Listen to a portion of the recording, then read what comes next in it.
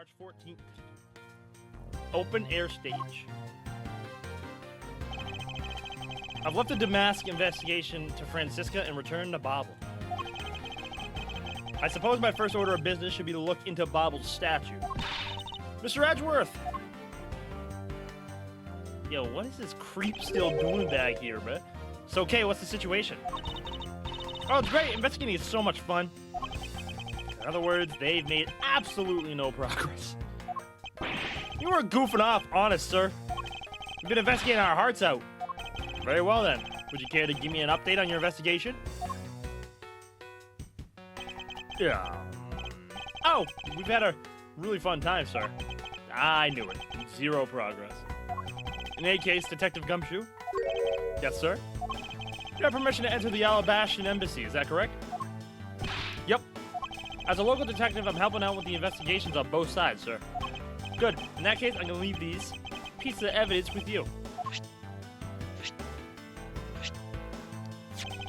It belonged to the lady under the Pink Princess's mask. Pink Princess? What kind of lady was playing her, sir? The kind that was also playing the role of the Pink Badger yesterday. God damn it. Why, poor Gumshoe? Oh, understood, sir. If I happen to run into her, I'll give them back to her. Oh. And if I don't, then I guess I'll unload them somewhere. He doesn't seem all that enthused to go find her, but I can't blame him. Evidence that has lost their value given to Detective Gumshoe. Now, I don't believe I'll be needing this anymore either. Are you sure? What? Are you really going to throw that autograph away? Yes, because that Steel Samurai was a fake. Steel Samurai's autograph scrunched up into a ball and disposed of. Wait, what? What do you mean by a fake? Now then, I believe it's time for a little housekeeping.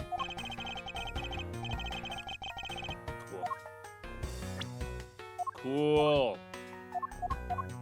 We had a lot of random shit. Hey, you're not going to back Alabashan already? Alabast already, are you? No, not yet. I still need to gather a bit more information first. Gumshoe, Mr. Edgeworth. You look like you're enjoying yourself, Detective. Well, I don't have much else that I enjoy as much as good investigations, sir. So what'd you find out? Ah, well. Yeah. I take it as he found nothing of any particular use, as usual. Mr. Edgeworth, I got something really interesting from Ambassador Palladino. Oh? And what is this something interesting? This, sir, if it's the goddamn coupons. Oh, what the fuck? Wow, that's so pretty. I'm so jealous. That's a real treasure there. Why does the flame burn green, Detective? So apparently if you burn the special wit crystal oil that they only make in Bobble, it burns this green color, sir. Interesting. So it's a special property of the oil. I suppose this is a ploy to force people to visit Bobble should the oil run out. Hey, Gummy, what about these silhouettes? They stuck some cutouts on the outside of the lantern so it'd project the images. Silhouettes, huh? They are rather pretty, aren't they? Wait, what am I doing? I'm supposed to be asking for an update on the investigation. Hey, what's wrong, sir? There's something I want you to investigate for me. Do you think you can do that much? Uh-huh. You got it, sir. Hey, that's not fair. Why is Gummy getting to do all the fun stuff? Ah, well, that's because I'm Mr. Edgeworth's partner. I can't believe you took advantage of the confusion and stole my role as assistant. I expect the two of you to get along and work together like professionals on this. Okay. Runs on wit crystal oil which burns green.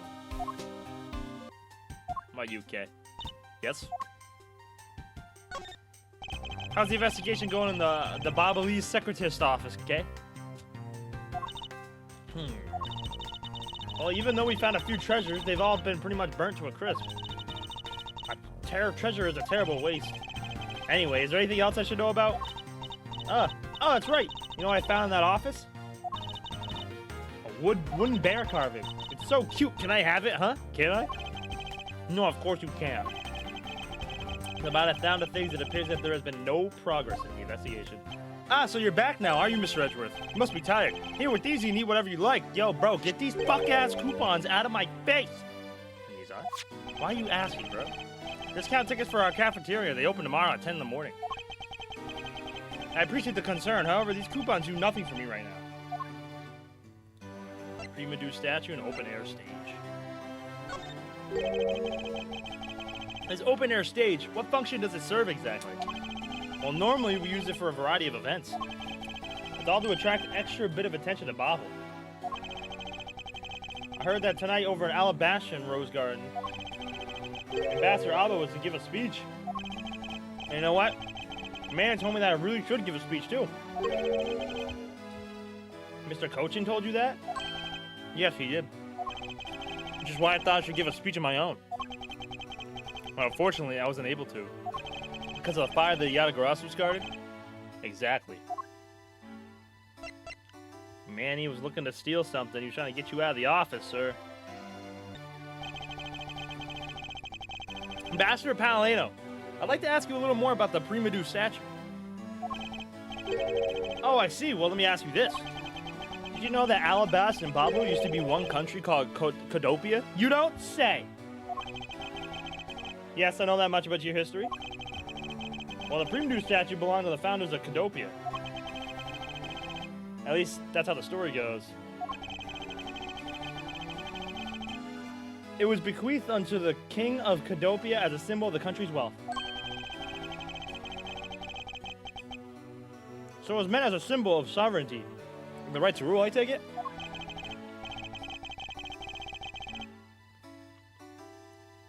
Yes, that's right. Which is why both countries are so adamant about their claim. We hold the real statue, therefore we hold the right to rule, is the reasoning. It's pretty petty when you think about it, though, I suppose. But if Alabasta and Bobble were to re-establish relations, shouldn't that put an end to the squabbling over the statue? I have no reason to believe so. The Prima-do statue is even more important now as a key to diplomacy. I wonder if Ambassador Palladino knows about what has happened to the very important key to the diplomacy. Perhaps I should try showing him this key and see what he has to say about it. Ambassador Palladino, there's just one thing I'd like to ask you about. Yes? Oh, and don't worry, you can ask me more than just one thing. How about 2 or 3? In exchange, I expect you to be becoming a Bobble, yes? Thank you, but just the one thing is all I require. Manny Cochin, I'd like to ask you about this man who was your secretary. Sure, I'll tell you I'll tell you what I know. Thank you for your cooperation, Ambassador. He was, well, if I had to put it in one word, he was an able man. Able? I miss that motherfucking dud. If there was ever anything I needed as an ambassador, he was able to get it from me. To think that a man like that had handed a smuggling ring right under my nose, going completely unnoticed. Actually, I suppose because he was an able man, I was unable to detect his dirty dealings. Sounds like Mr. Cochin had a very sharp mind. He's not disabled, L. Who? Recently, Manny had been really busy. Since he became the Bobbleese representative at the Country Unification Council, he's been working tirelessly to cover my work for me. I'm sorry, but what is this Country Unification Council? Well, you see, had tonight's events proceed without a hitch, our two countries were to reunify and become one again. Well, I guess with how things turned out, that dream won't be realized anytime soon. I suppose not. On PlayStation? Yeah, everywhere. Everywhere. Hey, where are you going? Are you heading back to Alabast?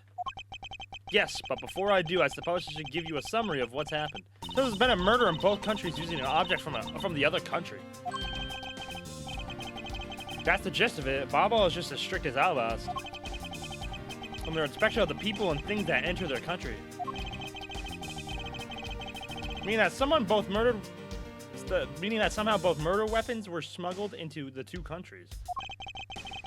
That's the only logical conclusion that can be drawn.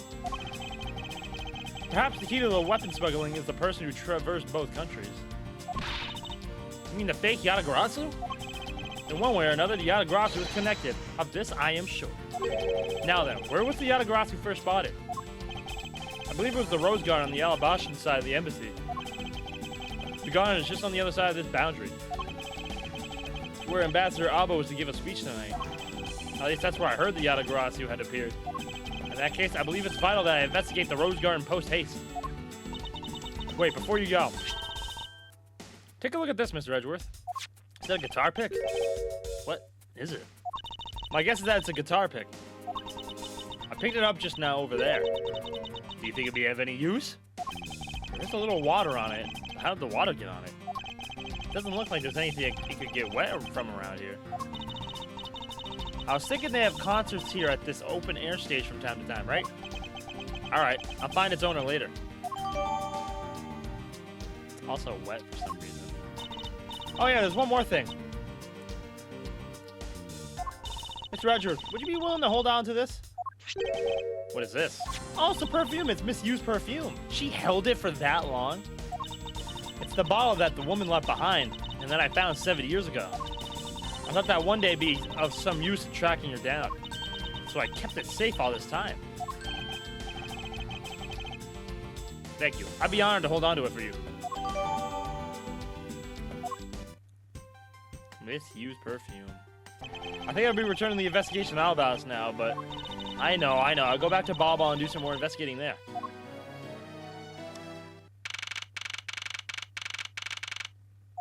Oh, there's Agent Lang. I see you're back, Miles Edgeworth. Francisco! How are things in Bobble? Although I can't really say I expect much from Scruffy and that girl. The investigation into Mandy Cochin's death hasn't really progressed any.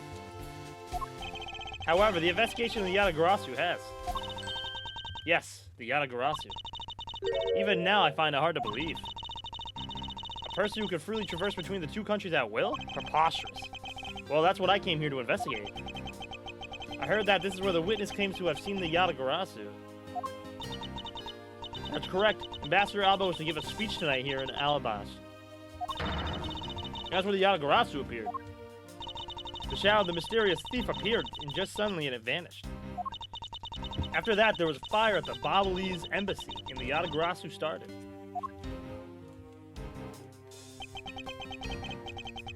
I vowed that not a single feather from the Yatagarasu shall escape my due diligence. The investigation started. Now, whipping innocent people is crazy, Francisca. There are roses scattered on the surface of the water, creating a pleasant fragrance. It's not just for aesthetics, the pool water is also used in putting out fires. I see. Oh! The pool stopped filling itself automatically. The fountain spouts are set to stay open until the pool water reaches a certain level. If this water is used to put out fires, I suppose it must be refilled to its normal level.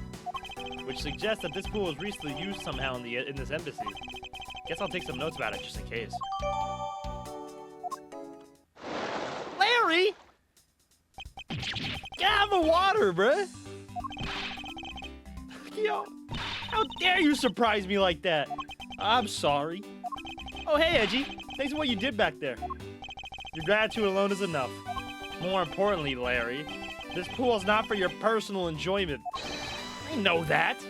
Do you really think that I'm the type to just jump into a pool and swim around for fun? Objection! Alright then. Did you by chance fall into the pool? Nice guess, but no dice. So you know my son, right, Edgy? Your son? Your son? I guess I kind of lost sight of him when I shook hands with the ambassador. Oh, the Steel Samurai thing. I'm like, your son? And I'm pretty sure it was around here when I last saw him. You imbecile! How can you be so flippant at a time like this? What are you gonna do if your son fell into that pool? And how old is this child of yours anyways? Huh? Oh, how old is he again? Hold it! Larry, this is the first time I've heard of a son. Who exactly is the mother? The mother? Oh, that chick, the pink princess. The pink princess? Hold it! Where's Von Karma? I was a bit confused by the man's words for a bit there. However, I believe what he's looking for is the doll of the Iron Infant. Yep, because I'm the Steel Samurai through and through, heart and soul. And the Iron Infant is my cute little son. You have given me a whole new meaning to the phrase, an astounding fool. Yo, Larry, get out of the water, dog. Larry. We have not seen hide nor hair of the Iron Outfit. But rest assured that if we should find him, we'll let you know. Now get out of there. Sounds good. In that case, I'll go search over there. Hey, wait! Oh, boy. Well, it's not as if you'll get very far swimming around that pool. And though he's unrelated to the murders, he sure knows how to cause a lot of trouble. Yes. Yes. Tonight in this very rose garden, the Alabashan ambassador, Caracas Alba, was to give a commemorative speech. A very key commemorative speech at that. And including Agent Lane, the security detail was very tight. But as if to mock our efforts, the Yatagarasu appears. Then just like that, the thief vanishes and starts a fire at the Babalese embassy. Interesting. But are you sure it was the Yatagarasu who appeared here? Of course. But to have slipped by such tight security, and then disappear into thin air, we'll need to conduct a very thorough investigation of this area. Yes, my thoughts exactly.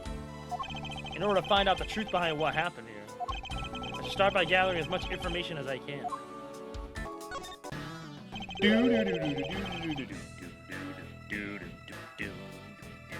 Have you finished checking out all the bystanders? Yes, sir. And we found 14 counts of pickpocketing, 16 counts of illegal parking, and one person ran a light, sir. Don't tell me you didn't find out anything related to the case. Sir, not a single thing, sir. Well, for now, let's just get those other lawbreakers down to the precinct.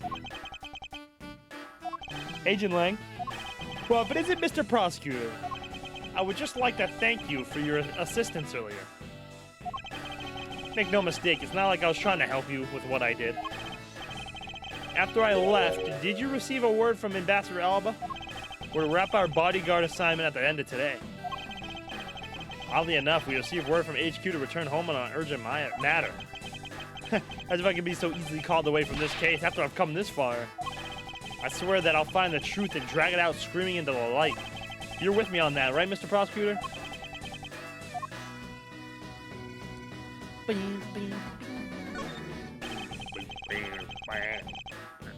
You were working with him as Ambassador Alba's bodyguard at the time. So naturally, you witnessed when the Yatagarasu appeared, correct? Yeah, I saw the thief all right, with my own 2 eyes.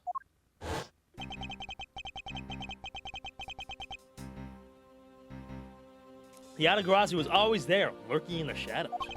But when the spotlight were turned on for the Ambassador Alba's speech, a shadow appeared. That's when cries of "It's the Yatagarasu" ran out. The next second, the spotlight went out. And by the time we got to the area lit again, the deft thief had vanished. When we investigated afterwards, we found that the reason the lights went out was because someone had unplugged the extension plug for all the outdoor electronics. Whether it was someone doing it on purpose, or simply a guest who tripped over it, we don't know. But one thing is for certain, the Yatagarasu was here. So you're saying that basically because all you saw was the thief's silhouette? Yes. Objection! If all you saw was a shadow, then it's entirely possible the shadow belonged to someone else. Good thinking, sis. You just might be right, but I said that.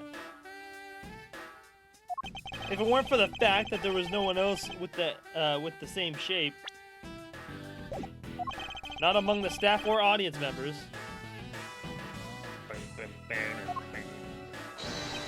Aya! My men have already done a thorough check of everyone, so I know I'm right. Someone else's shadow. That sounds like a plausible hypothesis. The suddenly appearing and disappearing shadow of the Yatagarasu. I believe I figured out its true origin. I expected no less from my subordinate. Now, let's hear what you know on the subject. What really cast the shadow of the Yatagarasu? Aya! This thing. Take that! The suddenly appearing and disappearing shadow of the Yatagarasu. Is it not possible that it was created by this statue? Objection! Are you playing me for a fool, Miles Edgeworth? This statue bears absolutely no resemblance to the statue of Yatagarasu. You are correct, however, the statue is but one part of the whole picture. What do you mean by only one part? What is the other part? The real form of the Yatagarasu shadow. Oh, I could switch. I didn't know I could go over here. Take that! It's another statue? Made? What do you mean by that? Right now, the spotlights are all over the place. This is because they weren't moved when the guests were in a panic state. However, if we were to restore the lights to where they were when the thief appeared, you believe that two shadows will create the Yatagarasu's shadow? Precisely. Now then, watch as I reveal the true form of the Yatagarasu. First, if we set up a spotlight to cast a shadow of King Primidu in the battlefield, the shadow of the king's statue would appear on the backdrop of the stage. Likewise, if we set up a light on the queen who spoke of love to the King Primidu, her silhouette would also appear on the backdrop to the stage. So if we were to combine the two shadows, that don't look right. Looks nothing like the Yatagarasu shadow. Oh, Edgeworth, how do you explain this grotesque shape? Calm down, Francisca. The way the light needs to be shown on the queen's statue is wrong. What do you mean by that? I believe that the whole of the king's shadow needs to be used for this to work. However, in this case, the queen, I don't believe her whole statue is needed. Why did the person who created the statue only use one part of her shadow? Only one part? Yes. And that part alone is enough to fill the rest of the Yatagarasu's shadow. Why didn't you say that in the first place? You're right. I apologize. Aya! Take that! Think back to what is missing in our shadow. 5 long, thin areas, correct? Now, what does this remind you of? Ah, that's right. It can only be the shadow of the queen's left hand. Francisca, can we please adjust the spotlight's position so that it only shines on the queen's left hand? All right, let's give it a try and see what we get. Whoa! It's the Yatagarasu! But why is like her fingers pointy, bro? Aya! Yeah, this is exactly the shadow I saw. The culprit must have changed the spotlight's positioning beforehand, and then pulled the plug after people saw what the culprit wanted them to see. Oh my god, it's the Yatagarasu! In their panic, the guests have moved the spotlights around, which we could assume was also part of the culprit's plan. By the time the lights came back on, the Yatagarasu shadow had vanished, which means that the shadow was a construct from the very beginning. So you see, the Yatagarasu never did visit Alibas tonight. The only country that the thief visited was Babel, although it can be assumed that the Yatagarasu had an accomplice in Alibas. An accomplice? Oh? I haven't figured out that yet, but I assume it was the person who set up the shadow. I sense that the biggest clue yet to solving this case is the existence of this accomplice. But who is it? I bet it's fucking Larry. I bet it's Joel. How's the investigation going? Bad. Detective Bat, have you come to join us in investigating the Yatagarasu?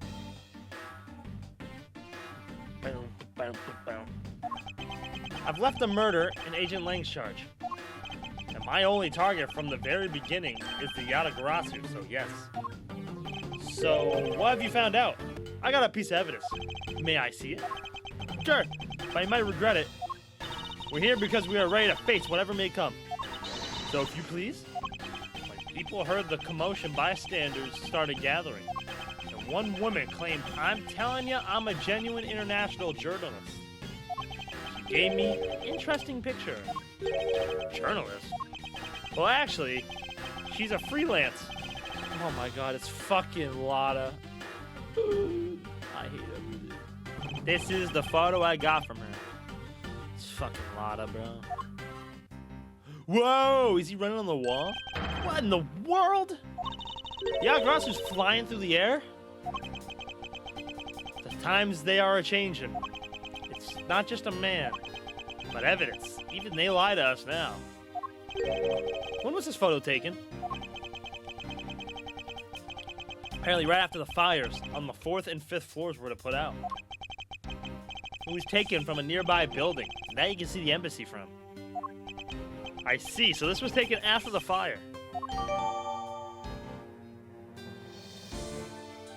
Photo of Yatagarasu taken from a building nearby at the moment of border crossing during the fire. I feel like Lada took this. The blur in this picture took off from the Babalese embassy, flew over the boundary, and head for the embassy of Albast. Objection! This is simply not possible. People are incapable of flight. Is that a fact? I've had the pleasure of dealing with a case involving a flying person once. Oh, we talk about Max Galactica, boo? Was that Francisca? I can't remember. Actually, come to think of it, I'm come across a case like that as well. 2, actually. Happens more often than we think. Am I up to the task of solving the mystery behind this photograph? Well, the Yatagarasu took off from the Babalese embassy, so I should start from there. Francisca, I need you to return to the Babel investigation for a bit. Alright. Welcome back, Mr. Edgeworth. Now, come on, let's get back to our investigation. Yes, let's. A ladder. Actually, that's a step ladder. Oh my god, bro. They're the exact same thing.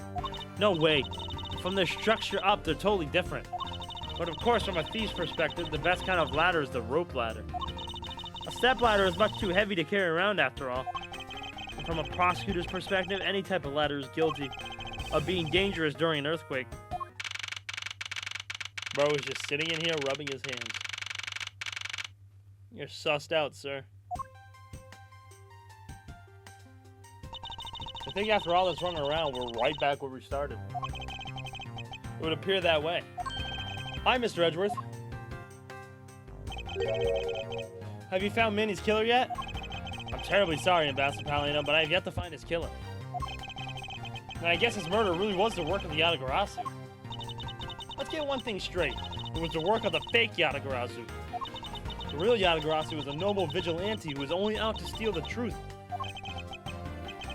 Miss Faraday, please don't make such a sad face. If there's anything I can do for you, all you have to do is ask, alright? Mr. Palino. Actually, there was one thing you can do. Will you allow us to take another look around?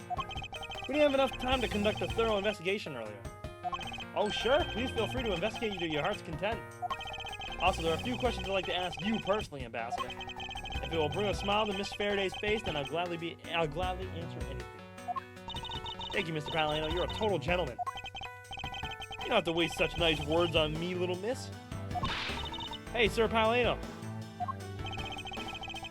Those two sure got chummy awfully quick. You know, it's easy to say we're going to investigate, but where should we begin? We should probably start by comparing the statue of this room before and after the fire.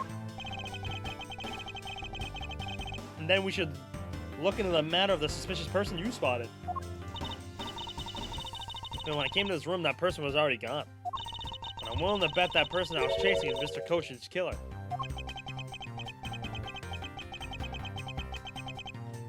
We don't know that yet. However, it's hard to believe that person is unrelated. Furthermore, because the key to the Yatagarasu stole 7 years ago was found here. It signals that perhaps Miss Yu is also somehow involved. I knew it. That woman is almost definitely Mr. Kochin's killer. Yet again, we don't know that. There are too many mysteries to be solved here. Speaking of the Yatagarasu and mysteries, I received the most mysterious photo from Detective Bad. Uncle Bad? You taking part in the investigation too? Yes, he has been chasing after the Yatagarasu for all these years. Uncle Bad. Now then, I was told that this photo was taken just after the fire. Whoa, what? This kind of looks like the person in the long coat I was chasing. Does this mean that I was chasing the fake Yatagarasu after all? I don't know the answer to your question, but I don't think people can fly either. But this could be how that person escaped. We'll need to investigate a bit more before we can say anything about that. In any case, let's not dawdle anymore and pick up our investigation where we left off.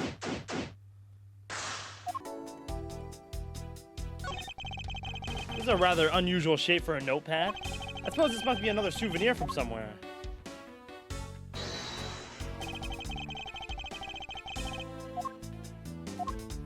Eureka! Eureka! The shape of this notepad matches the shape of the note we found. Hey, you're right. What is it? Looks like something straight out of Monument Valley.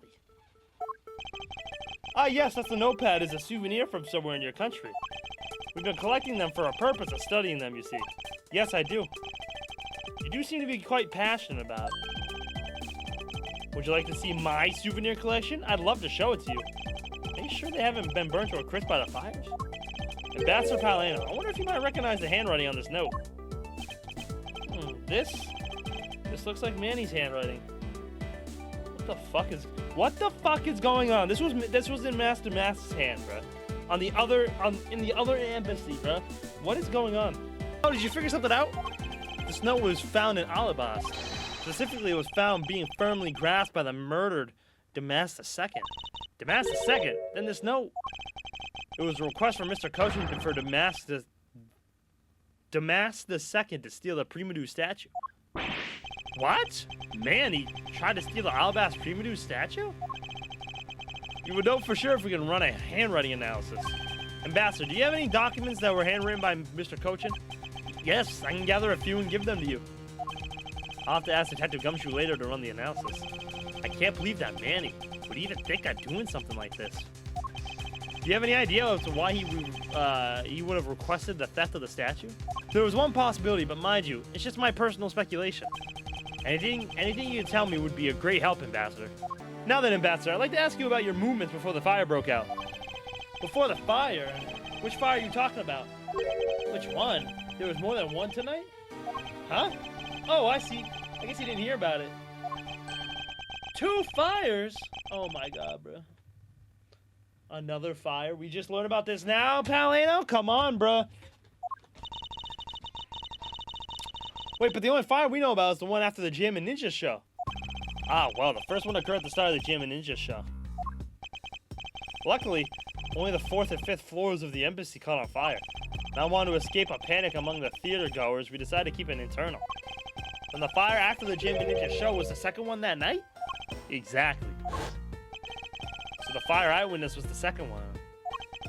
Come to think of it, didn't Detective Bad make a reference to the first fire? I suppose this means that the photo was taken just after the first fire was put out. So then what was the extent of the damage in the second fire? The second fire was contained to this floor, the 3rd floor. I think it was leftover embers from the fire on the floors above it that caused it. That's how I should put this, a very bad stroke of luck. My office on the 5th floor, Manny's office here. And Manny himself, all gone in the blink of an eye. 2 fires broke out. Oh my god, bro. Baba had a rough go of it. I feel so sorry for you, Mr. Palano. Oops, look at me going on and on. Now then, what was it you wanted to ask again? You were discussing with what your actions and whereabouts for today were. If you happen to know that what Mr. Coach's actions were and whereabouts. Yes, very well. Let's see. I've been quite busy all day from morning until noon. First, I woke up and then I brushed my teeth. After that, I rolled for breakfast. Hold it! Fascinating. How about if you just skip to the relevant parts for me? Oh, like a condensed version? All right, I can do that for you. Oh my god, there's 4 things I gotta talk to him about. So, what did Mr. Coach and you do this morning? I ate a lot on the cruise. A lot of chocolate croissants? Well, originally, we were supposed to meet and shake hands with the Gym and Ninja. But Manny and I wanted to turn it into a photo op, so we were tidying up his office. I helped clean Mr. Coach's office. Why were you not cleaning your own? Oh, I think I forgot to mention this, but my office is currently undergoing renovations. Which is why both the Primadou statue and the Bobbly's knife set are down here. I see. Oh, but the tidying didn't take much, really. We just burned some files we no longer needed to expire coupons in the fireplace. I bet cleaning up the fireplace must have been a real pain, though, huh? Ah, about that. I kind of forgot to clean the ashes out. Huh. Guess I'm up creek without Manny here to get angry at me. Hold it! Ambassador like yourself has been on the receiving end of a secretary's anger? Oh, he was very good he was very good at being very mad. Why, even just this morning he got mad at me. I spilled some Bobbly's ink on the back wall when I was burning the files, you see. He got mad at me saying that I should treat the ink with more respect. God, the hand rubbing, bro. Talk about the boss getting bossed around. That's about it for what we did this morning. Just some cleaning.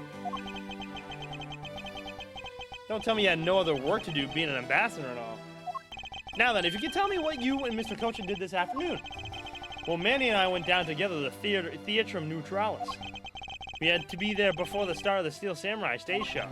After the show started, I went back to my office on the 5th floor alone.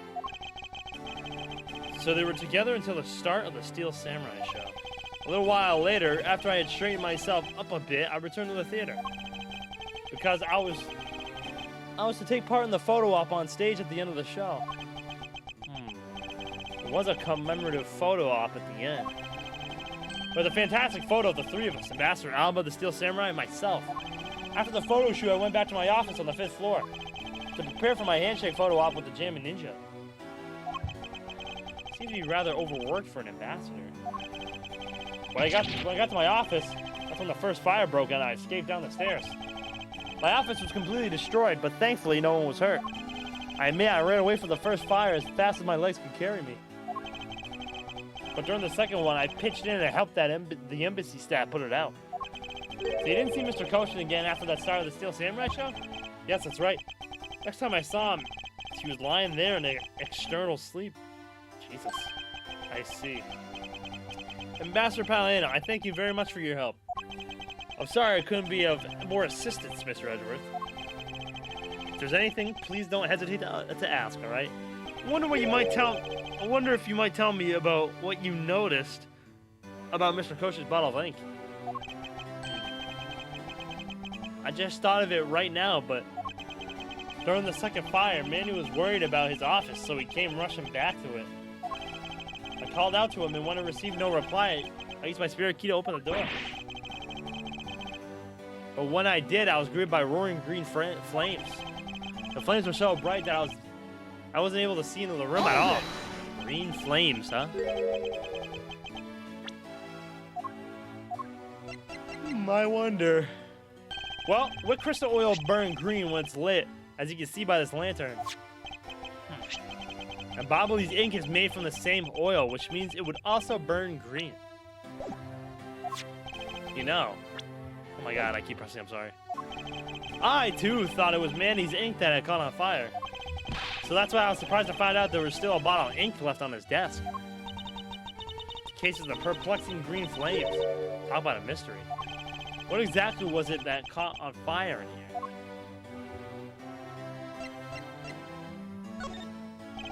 I believe that you said you might have an idea as to why Mr. Kochin hired Damas II. Actually, I fear it may be my fault. As I was telling you earlier, we were to determine which statue was the real one as part of today's events. Because of Yatagarasu and the fire here, that got canceled, didn't it? I'm actually relieved the rest of the event has been canceled. For you see, Bobbal's statue, well, it's just a replica. And did Mr. Kochin know that about Bobbal's Supreme statue? Of course he knew. That's why he was the only person I can consult with. We had to do something once our statue was revealed as a replica. As to be expected, I was very nervous today, as this would impact our country's authority. Yes, I understand. Well, when I told Manny my concerns, he said, let me handle it. It'll be alright. I'll find a way to make sure you're the ambassador of the reunited Cadopian. At the time, I just thought he was just trying to cheer me up. But when I saw that note, I realized he was serious. Hold it! Mr. Kochin conducted a lot of business behind your back. As I'm sure he did all that to ensure that you are the next Cadopian ambassador. Why was he trying so hard, I wonder? He was so much better at getting things done than I ever was or will be. I don't have an answer yet as to why he was trying it so hard. But I suspect he had an ulterior motive in mind beyond just simple kindness. Oh! Here you are, Mr. Edgeworth. Gumshoe! Detective Gumshoe, have you collected the information that I requested? Yep, got it all right here, sir. Here you go, okay? Feel free to take a look. It's for you, after all. What is all this, Gummy? It's all the information on this room I got from the embassy and Interpol people. Now we know exactly how this room was before and after the fire. Good work, detective. It was nothing, sir.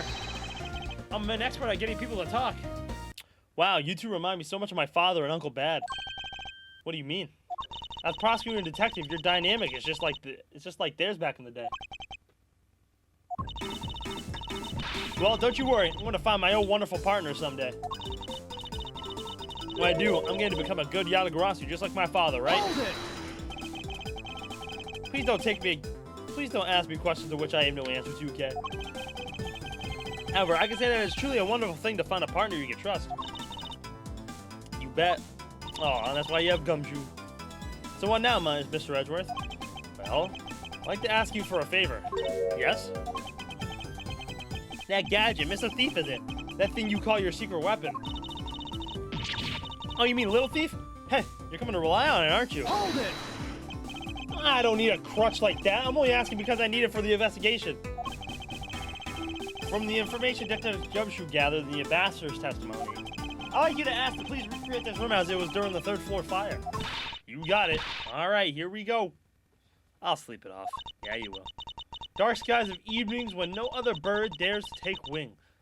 One alone remains all-seeing.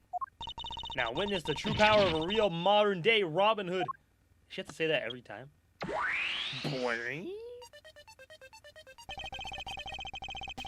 Seems that there are other things besides what the ambassador mentioned that have changed.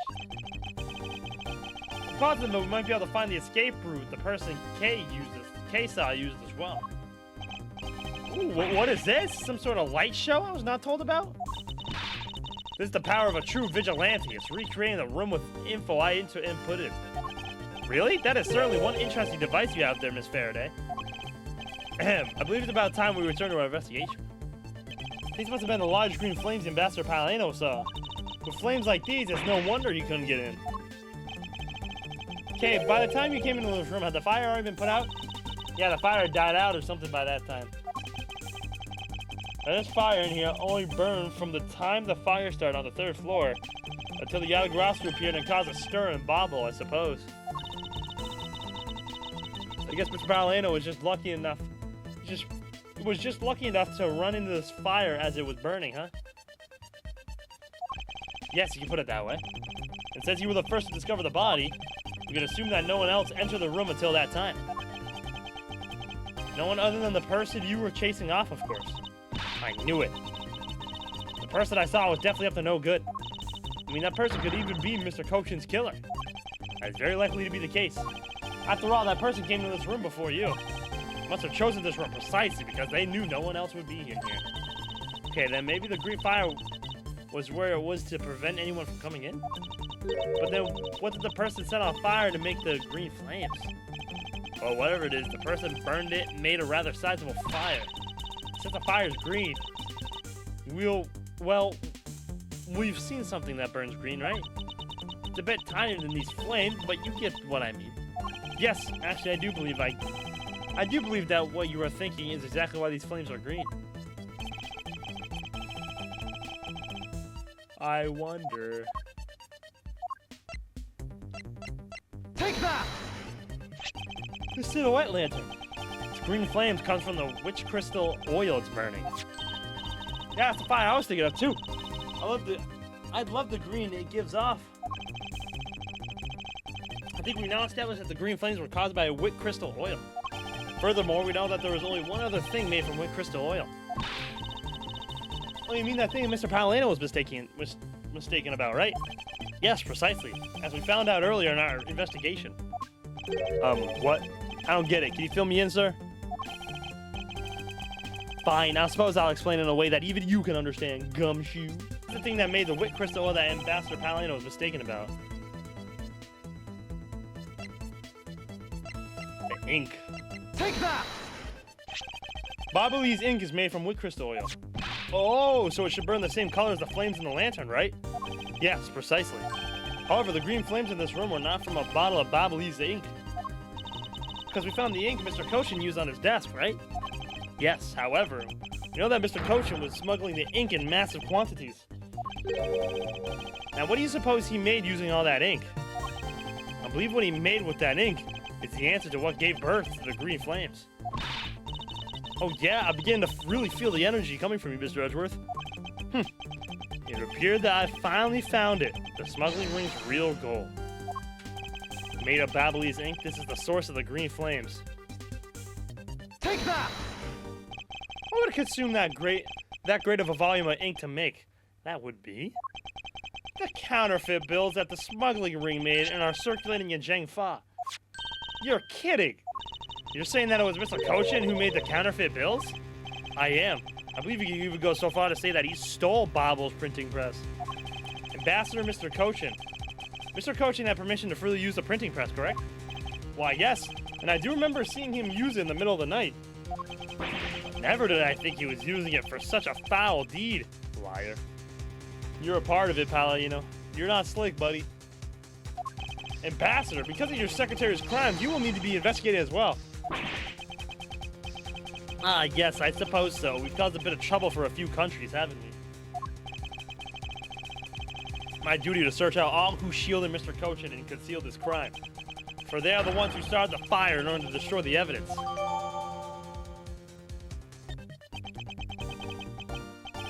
His grandfather clock was apparently in a different position before the fire. According to the staff members, the clock was flush against the wall before the fire, sir. Which means that it most likely was moved by someone during the fire. Speaking of which, it's totally 11 o'clock now, but I don't hear any chiming. Huh? That's odd. It was still chiming right on the dot of every hour this morning. Maybe the fire damaged its internal mechanisms or something? Ambassador Palladino, may we take a look inside that clock? Sure, go right on ahead. Detective Gumshoe, if you could please inspect the insides of this clock. Yes, sir, I'm on it. Great googly moogly! Mr. Edgeworth, I found this inside, sir. It looks like a length of wire. So this is what caused the clock to stop chiming? But what was a long length of wire doing inside this clock in the first place? Oh my god, bro. Bro. Yo. Why is there so much fucking evidence, bro? We literally had to get rid of like a whole page before. Jesus. Mad evidence. Detective, this is part of the initial Bobble investigation, correct? Yep, sure did. I also put out both fires, sir. But that first fire took me by surprise. I had a tough time escaping the 5th floor. First, I tried the elevator, but I guess someone else had the same idea because it was in use. If I hadn't remembered to use the stairs at that point, I'd been burnt to a crisp. Wait, that's odd. We always warn our staff that in case of a fire, it's dangerous to use the elevator. Oh? Maybe someone wrote it in a fit of panic? Detective, did you see the Yatagarasu that came into the Bobbly's embassy at all? I didn't personally. And the other staff members told me they never got a good look at the person either, sir. I wonder if you can tell me a bit more about what you discovered, Detective. The second fire broke out around the time the Yatagarasu was spotted in Alabast. That's also when a suspicious person was spotted at Bobble, which caused some panic. Hold it! So no one was able to get a good look at this Yatagarasu that entered Bobble? Yeah, all they saw was a mysterious person wearing a long coat. That's not enough to make a positive ID, you know. Still, it was enough to make the people who received the calling card panic even more. A person in a long coat. Sounds like the exact same person I saw. It's gotta be you.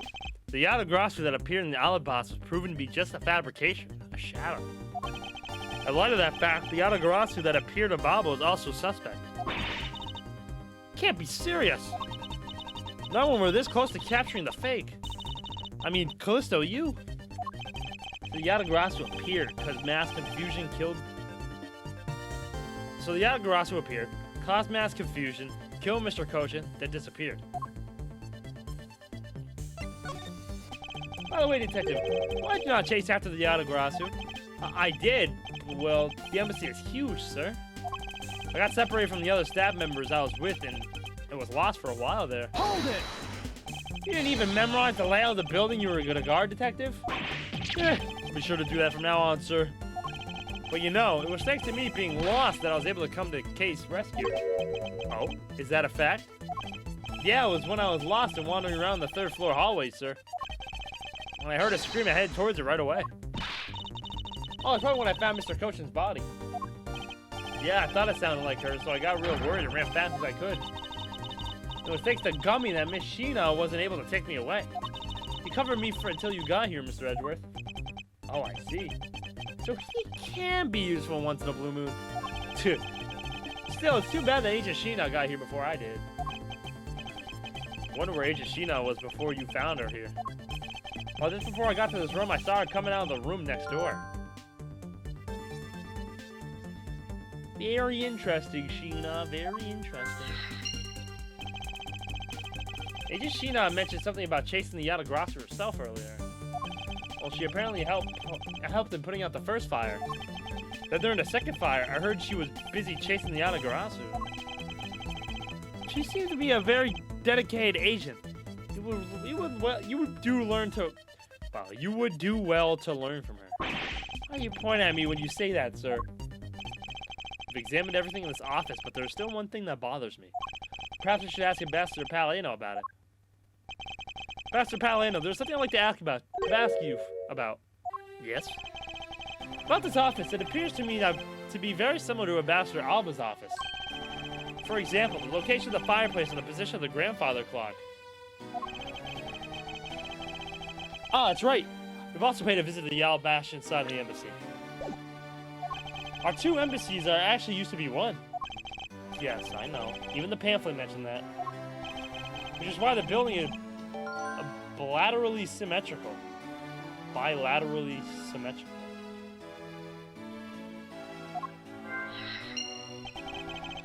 No matter which room, the location of the fireplace and the like are exactly the same. Even where the art is located is the same, as my room is currently under renovation. We worked hard to make Manny's room look like the ambassador's office. You mean for your handshake photo op with the Jammin' Ninja? Yes, that's right. I mean, what's a photo like that worth if it's not taken in the ambassador's office, right? And another odd expression of Bobble's obsessively competitive spirit with Alabas, I take it. Thank you, Ambassador. That piece of information is all I need to connect the dots. Connect what dots? Well, anyway, I'm glad I was able to be of some help.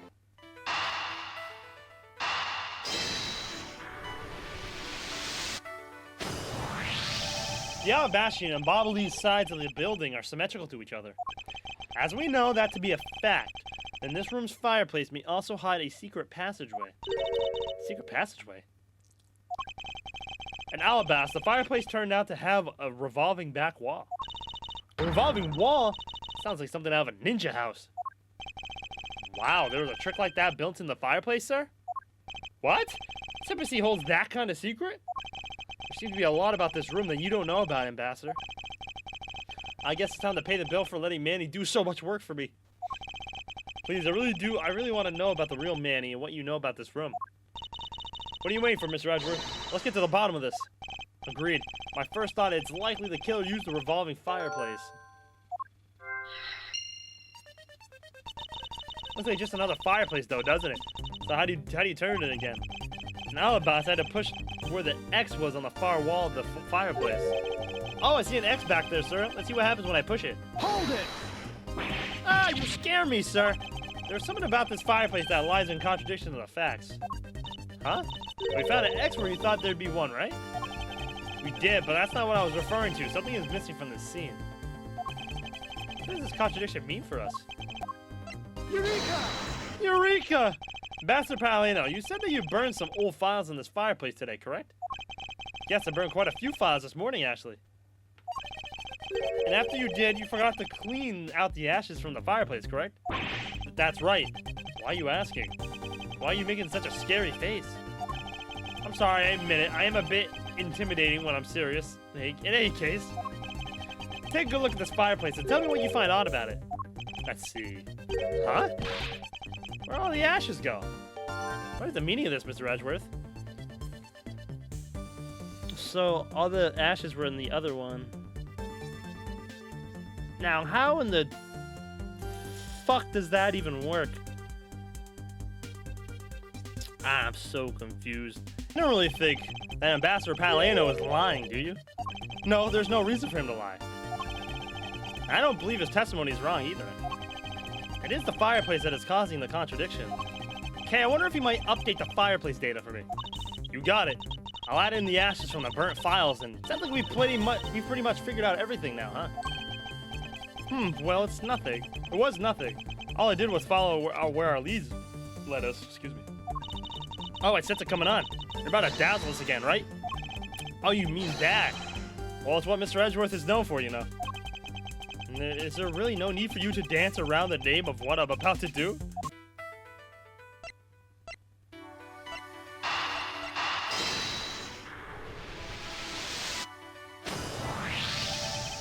The reason as to why the ashes are missing is simple. It's not because someone cleaned them up, right? No, because even if someone did sweep them up, the fireplace is too clean for that. Ambassador Palino said that he spilled some Babyliss ink while he was burning the files. And yet there is not a trace of the spilled ink on the back wall anywhere. Well then, I don't know what happened. Well, I'll tell you what happened. The two sides were switched. By using the revolving fireplace wall, the ashes were moved into the neighboring room.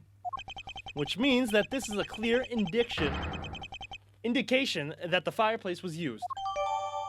So let's flip it. Then you mean the person I was chasing disappeared from this room through there? Yes, I believe the person you were in pursuit of is Mr. Coach's killer. And after committing the murder, escaped through the fireplace. Wow, Mr. Edgeworth, you figured out the killer's escape route. I have, but this is only the beginning. Now we have to chase the killer down.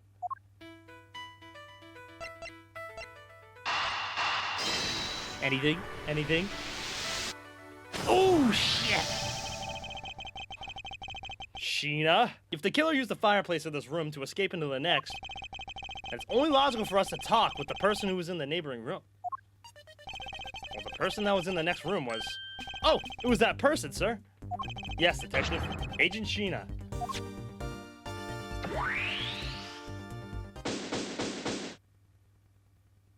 Sick. It's looking more and more like Miss Sheena is the killer, isn't it? Let's not jump to conclusions yet. We need to go through what we know so far. She came running straight into this room from the next one and instantly accused you. Furthermore, she claimed that it could only have been you that killed Mr. Cochin. I don't have any proof yet, however, I know she is hiding something from us. Okay, then, why don't we go ask Miss Sheena herself? Hold it! No, not yet. There's something that needs to be done first. Detective Gumshoe? Sir, is it my turn to do something, Mr. Edgeworth? Yes, I have a two-part special assignment for you. First, I need you to run a handwriting analysis on Damask II's note. Okay, I'll get the lab boys on that right away. Second, I want you to see if you can fit through the revolving fireplace wall. Right now, sir? No, next decade. Of course now! We need to test our hypothesis first, don't we? Go on, Gummy, you can do it! Alright, I'm gonna do this like a real man. Here I go, through the fireplace and back. You shouldn't need to psych yourself up that much for such a simple task, Detective. You bro's gonna get stuck.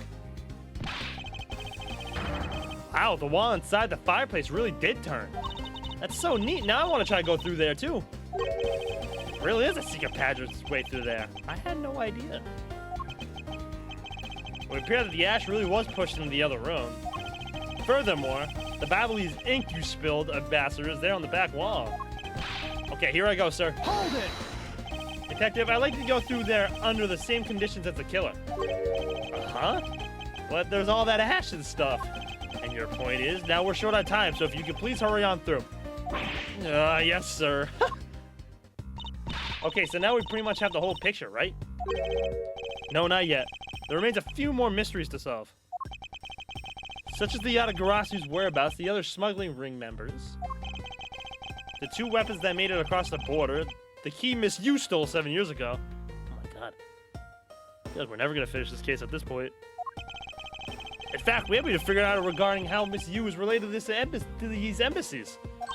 Mr. Edgeworth, a number of pieces connect in a very complicated way in this case. It's almost enough to make one completely mentally exhausted. What are you saying, Mr. Edgeworth? I thought you were the one who said that it's easy if you follow the leads. Is that supposed to be an impression of me? Okay. If it's info gathering you need, Gummy and I can help with that. Then all you have to do is show off your fancy schmancy logical deductions. Show off? Does it seem like I'm being boastful when I do that?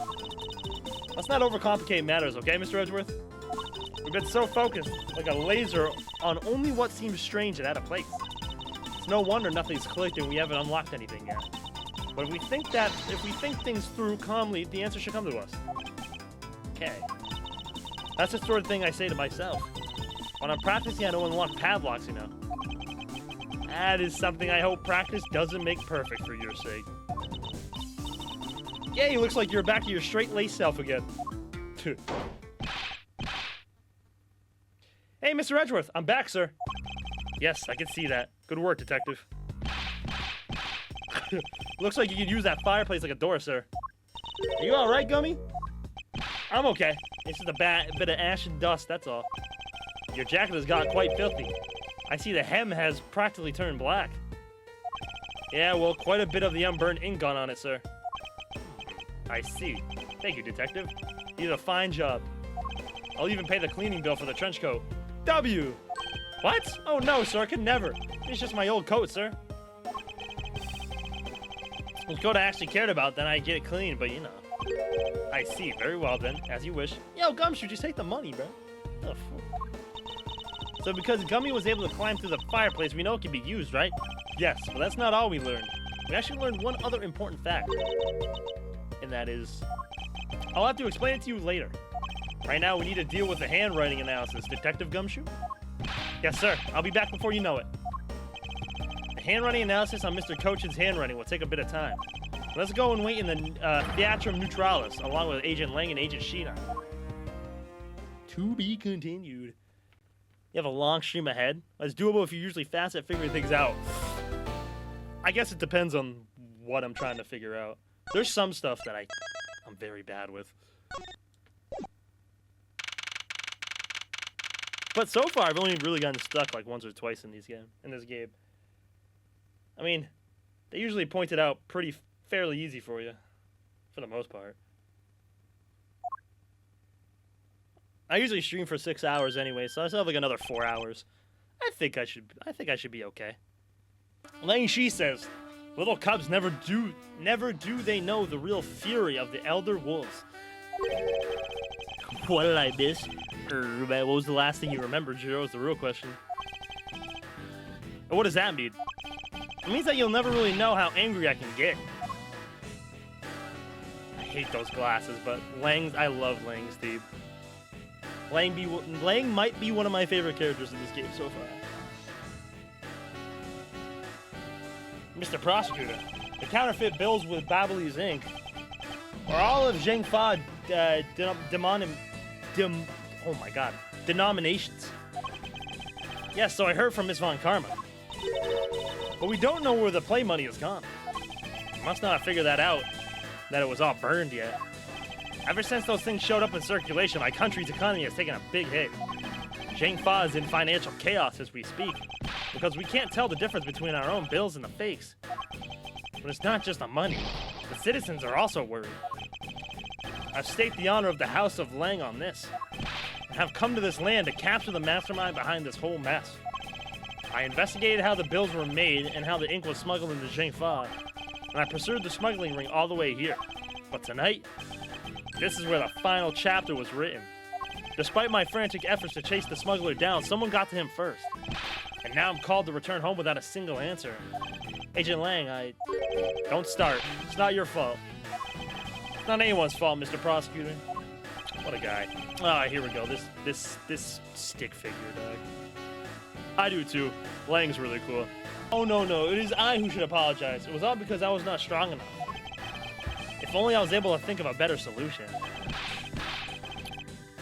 Quercus, you fool. Curse your empty brain. You're being too hard on yourself, Ambassador. I take full responsibility for tonight. End of story. Sheena, let's go. Time to return to our den. Hold it. I don't like to admit it, but there's not much else for us to do but go home as well. Hold it. Agent Lang, a moment, if you will. Oh shit, Gumshoe? You, Wolfman, and the secretary lady. Hold it. Objection, pal. That's Gumshoe. Have you got the results of the handwriting analysis already? Yep, and that note was definitely written by Mr. Cochin, sir. Just as I thought. Good work, detective. Hey, Mr. Prosecutor. How long do you tend to hold us up for?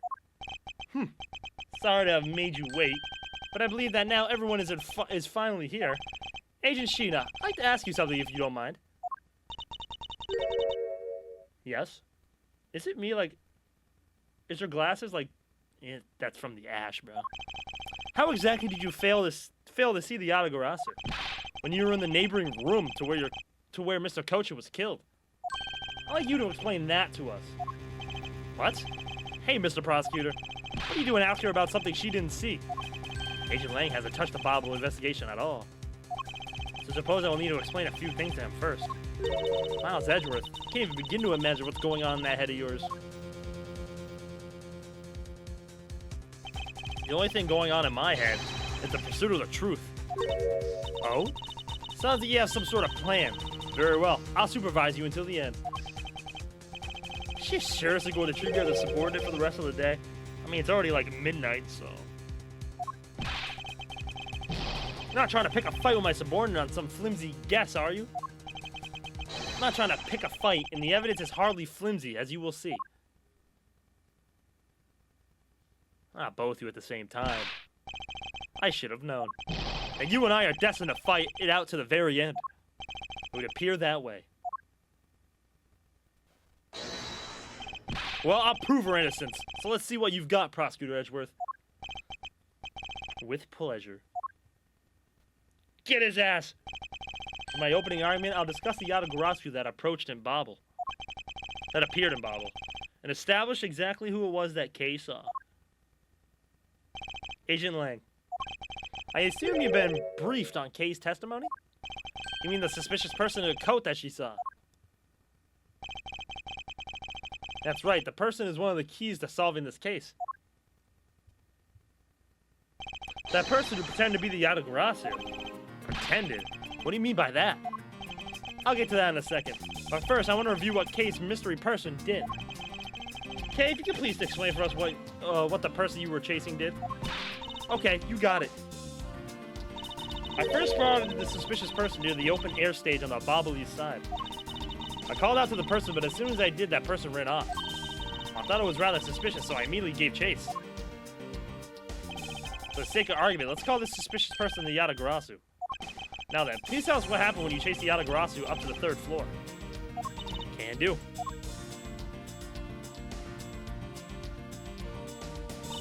I chased the Yatagarasu all the way up to the 3rd floor of the Bobbly's embassy. It was a pretty straight chase. It was a pretty straight chase down the hallway until the sun turned. Skirt! The Yatagarasu disappeared around the corner, so I did my best to catch up. When I turned the corner, I saw the Yatagarasu run to Mr. Kocha's office. I gave chase and ran into the room. When I entered the room, it was pitch black. I couldn't see a thing. I felt something on the ground next to my foot, so I turned on the light, but then... Who's there? By the time I had turned on the lights, the Yatagarasu had disappeared. When Kay entered the room, the person she was chasing after was already gone. Why do you suppose that was, Agent Lang? What do you mean, why do you suppose? Isn't it obvious? The person slipped out through the door behind the girl under cover of the darkness. Objection! Sorry, but I know for a fact that the person didn't escape through that door. Oh? How do you know that with such certainty? That's easy. If the Yatagarasu had left through that door, they would have run right into this person. Sheena. Take that! Your answer is Sheena? Yes, because let's consider what would have happened if the Yatagarasu had used that door. When Kay screamed upon discovering Mr. Kochan's body, the Yatagarasu would have run right into Agent Sheena, who was in the next room over. Agent Sheena, would you mind telling us if you saw the suspicious person in question? I love this music for like the rebuttals and stuff too.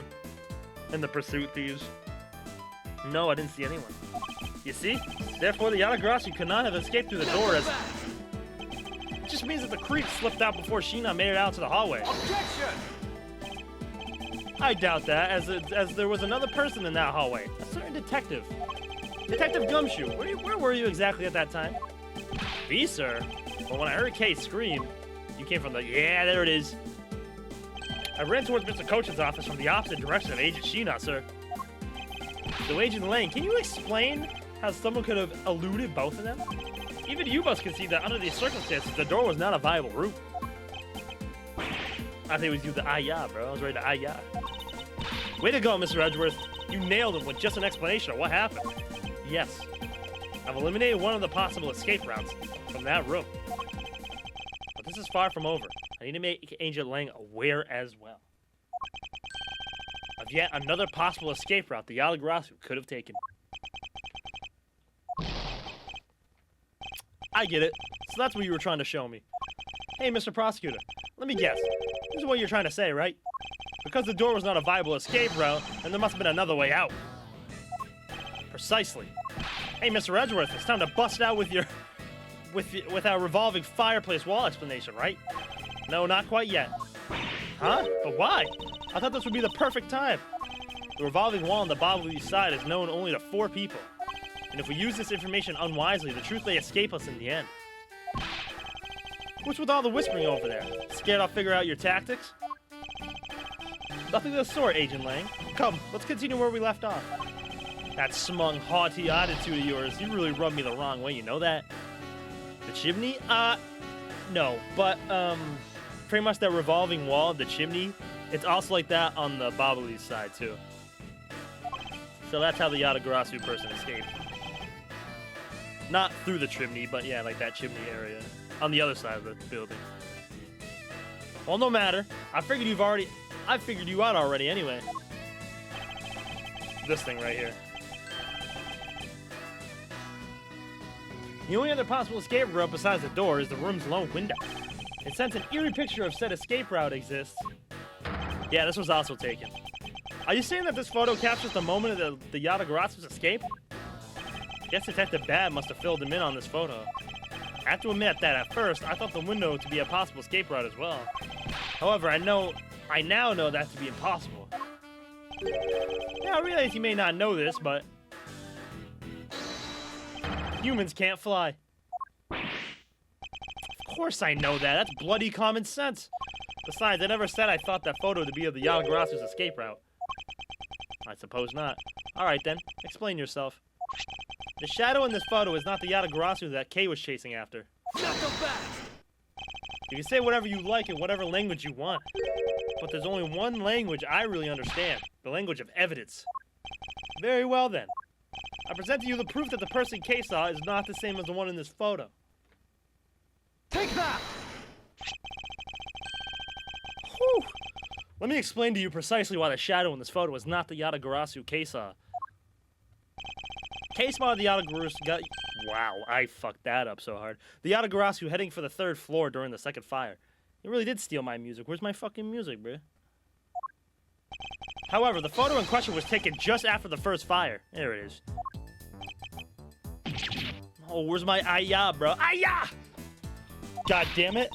Yeah, way to go. That's twice you've bent him in the butt now. No thanks. We're not done yet. You still have to explain what that shadow is. And how the Yatagarasu escaped. I don't suppose you can't answer both, can you? Regarding the photo, I admit that we don't understand what it means quite yet. As I thought. However, the Yatagarasu's escape route? Now that I can answer. You can? Well then, Mr. Prosecutor, go on. Enlighten me. Hold it! Even if I explain it to you, you'll try to find some flaw with what I have to say. You were busy heading up the Alabastion investigation, correct? In that case, I doubt you had much knowledge about the Bobbly side of the case. So wouldn't it be best if the lead on that side, Agent Sheena, explained it in my stead? Ooh. Sheena is my subordinate. If I don't stick up for her, how can I look her in the eyes and call myself her boss?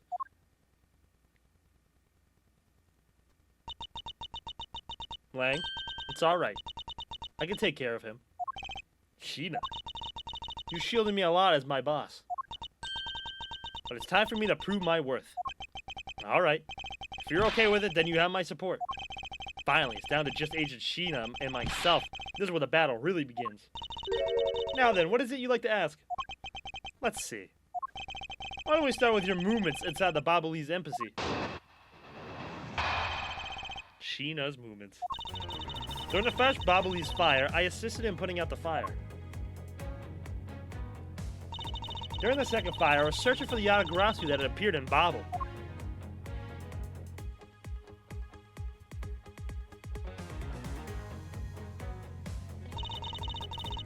While I was searching, I heard a scream coming from the next room over. Although I was in the next room, I was unable to catch a glimpse of the Yatagarasu. To be honest, I'm actually very skeptical that the girl's Yatagarasu even exists. That is all I have to say. But I'm not lying when I saw this suspicious person run into Mr. Kochin's office. Like I said earlier, I have no intention of retracting my testimony. Good. Just to confirm... Wait a second. That fucking smile. No way, right? No way? No way. No way.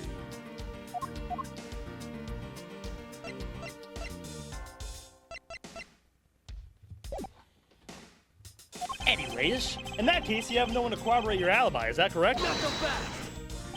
Are you calling her suspicious because she was in a room by herself? How pathetic. Angel Lang, I have a question. How long have you known Sheena? I don't know why that smile just kind of... Oh boy. Oh boy.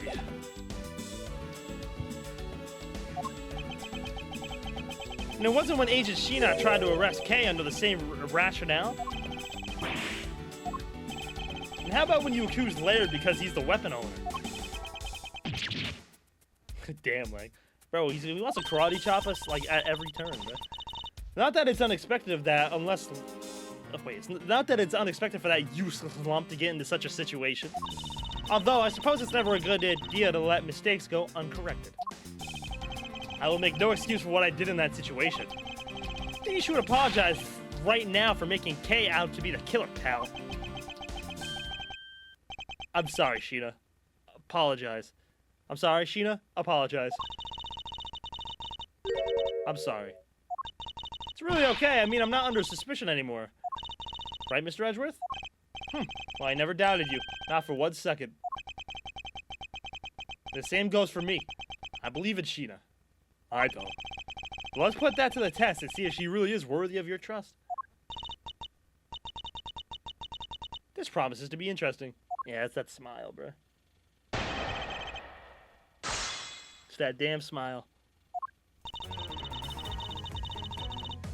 During the first Bobbly's fire, I insisted. Okay. Hold it! So you helped with the fire extinguishing effort? I was in charge of the police on Bobbly's side, so I helped them with their work. Police doing the job of firemen. You really know how to work people. She sure does. That's because she's one awesome woman who knows how to manage. I guess so. She's always bring you a business card or a scroll just at the right time. To prepare everything before I'm ordered to. That is the definition of a secretary.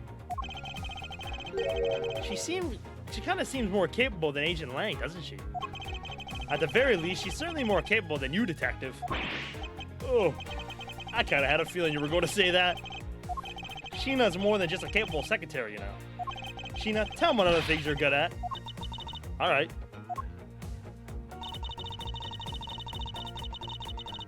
Hold it!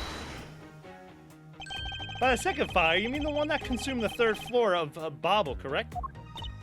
Yes, that was when the suspicious person was spotted in Bobble. Then you were after the same person in the long coat that I was after.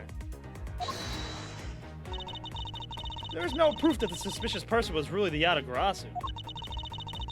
Because no one was able to get a good look at the person's face. By the way, how was your team's investigation? In order to extinguish the fire, water was pumped into the third floor via the windows, so the majority of the investigators conducted their searches on other floors. Maybe they did, but there was one person who was wandering around lost on the third floor. Gumshoe. When the fire was pretty much out, I moved to investigate the third floor. And you did that alone? Yes. Did they tell me an age for her? Actually, I'd even look at her age. Ah, they don't tell me her age. Oh yeah, that's a dead giveaway, bro. That's such a dead giveaway. Hold it! So you were in the room next to Mr. Kochin's office? I already told you I was earlier. I was examining the neighboring room. I heard that girl's shrill scream. Do they give Langs? Probably give Langs, right? Yeah, he's 27. Oh yeah, such a dead giveaway. Upon hearing her, I immediately ran towards Mr. Coach's office, wherein you proceeded to arrest her, as I recall. Yes, I did. But she was totally innocent, pal. I thought we had already cleared that up. And I thought I already apologized for my behavior. Now, if the tenacious detective would be so kind as to be quiet... God damn it! I have to agree, right now is not the time to take issue with that. Not you too, Mr. Edgeworth. But what I do take issue with is the fact that you didn't see the Yatagarasu, Agent Sheena. The prosecutors of this country are also strange. Hold it! Never trust a woman that doesn't want to reveal her age. Especially in a game like this. You were unable to catch even a glimpse despite it being in the next room? Is that true? I really hate to repeat myself. I'm sorry for inconveniencing you. However, I simply wish to make sure that you are not misremembering something. We wouldn't want you to be accused of lying later on, would we? Hey, Mr. Prosecutor. Are you calling Sheena's testimony a lie? Damn right I am. Agent Lang, I'm talking with Agent Sheena right now. So I appreciate if you would shut the fuck up. Gaya! Yo. I love that pose. You know, I kind of feel bad for him. I understand his pain at watching one of his subordinates being accused. However, I cannot turn my eyes from the truth. Lang, I'm alright. As for you, I think you should be focusing on your doubts on the girl rather than me. And why is that? Hold it! Are you throwing Kay's words into doubt again? Well, she does claim to be the Yatagarasu, right? And she did try to chase down the Yatagarasu despite being just an average citizen. Actually, she came in with the goal of capturing the fake Yatagarasu. That's right, which is why I would never lie about anything related to the Yatagarasu. And I suppose you have proof of that somewhere? Not quite, but even without any, I have people who believe in me, and that's enough. I see. Kay's testimony is without flaw, but as for yours, let's just say that I find your testimony to be a bit suspicious. There seems to be a very large flaw in her testimony. Then why don't you show her using what we found out with Little Thief? I will, in due time, escape route the Yatagarasu that Kay was in pursuit of. It turns out that it really does lead right to Agent Sheena. What is it that she is keeping from us right now? Objection! Being in the room next to Mr. Cochin's office is the problem with your testimony. Knuckle back! Mr. Prosecutor, I don't see what problem you're talking about at all. Agent Lang, do you recall the secret we discovered about the Alabastion office fireplace? Huh? I mean how it connects the office with the room next door? What about it? Well... Alabastion isn't the only country with secret connecting fireplaces. What?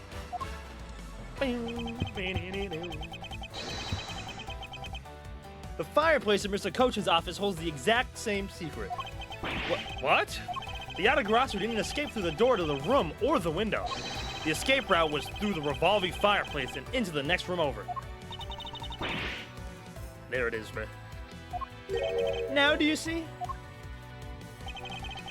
If the Yatagarasu escaped into the next room, then the thief would have run straight into Agent Sheena. Hey, you point at her, meaning that it's impossible for her to have missed the Yatagarasu. It just looks like his shoulders like scrunched up. Ah-ya! There it is, bro. W. What is the meaning of this, Miles? Well, would you care to explain, Agent Sheena? How you managed to completely miss the fleeing Yatagarasu, or shall I? Oh shit. Your claim that you were in the next room was a lie all along, wasn't it? The truth is, you were the one Kay saw in the coat. Pretending to be the Yatagarasu, and you were the one she chased after. As you tried to lose her, you ran into Mr. Coach's office and headed for the fireplace. Then you shed your coat in the next room, leaving it there to emerge as Agent Sheena. After that, you came back around to place Kay under arrest. Does that sound about right? If not, then speak now or forever hold your peace. How dare you make Kay looks like the bad guy when you're wow, I can't talk. Well, you're the suspicious one, pal. Oh, she's laughing. It's coming. It's coming.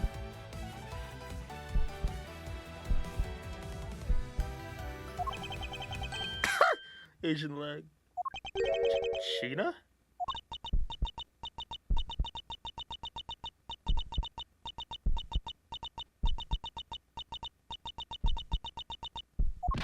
Yeah, there it is. Oh, wow. Fucking just maniacally laughing. That laugh.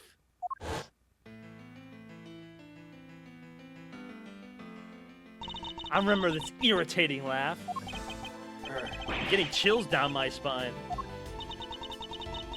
It can't be, but it has to be. Sheena? What's wrong with you? I'm sorry, it was so funny that I couldn't help but laugh. Funny, you say? Yes, that you would accuse me of being the Yatagarasu. The prosecutors of this country really are also very strange. Do you think you can get away with this by simply laughing it off? You think I'm taking things too lightly? I think not. It's that prosecutor who is. Look, everything you said earlier is nothing more than mere speculation. Yatagarasu fled through the fireplace? Do you have any proof to back up your claim? If you don't, then you haven't proven a thing regarding the Yatagarasu's escape route. The tone of voice you're taking with me now has certainly changed. That's because it's been a while since I've had this much fun. I think I'll let loose and then we can have a real battle of wits. For an agent of Interpol to show me the true power of her mind, it is a great honor. Don't underestimate me. I'm not some foolish broad, you know. I know, and that is why I won't hold anything back either as I answer your question. My question? Here is your proof that the revolving fireplace wall in the Babel was used recently. Sure. Take that! I'm sorry, but this is really your honest answer to my question? Yes. According to the Ambassador I thought I got it wrong. Ambassador Palino's testimony, he said that he was burning some documents in the fireplace with Mr. Cochin. Oh? The ashes of what they burned were left in the fireplace, so they should have been there. However, when we went to investigate the room, the ashes weren't there. Why is that a problem? Maybe someone cleaned them up? Objection! Unfortunately for you, Ambassador, Palino said that he forgot to. And so the question remains, why were the ashes missing? The answers are simple. When the Yatagarasu went through the fireplace wall, the ashes were pushed into the next room by the wall as well. The movement of the ashes that were in Mr. Cochin's office is my proof. I do love the laughing sprites.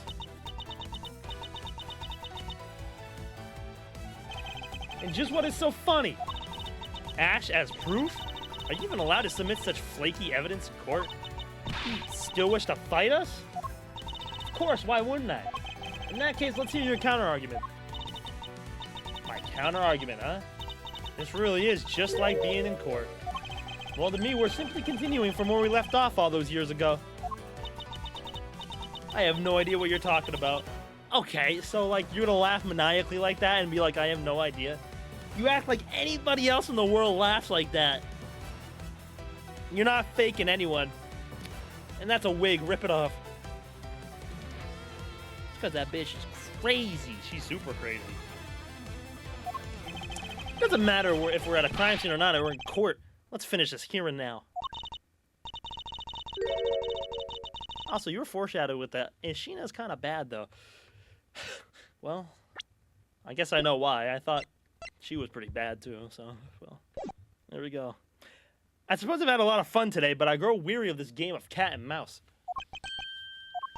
Let's make this the last testimony and wrap up this absurd case once and for all. Well, I know that's not true because when I save, it still says we're in the middle.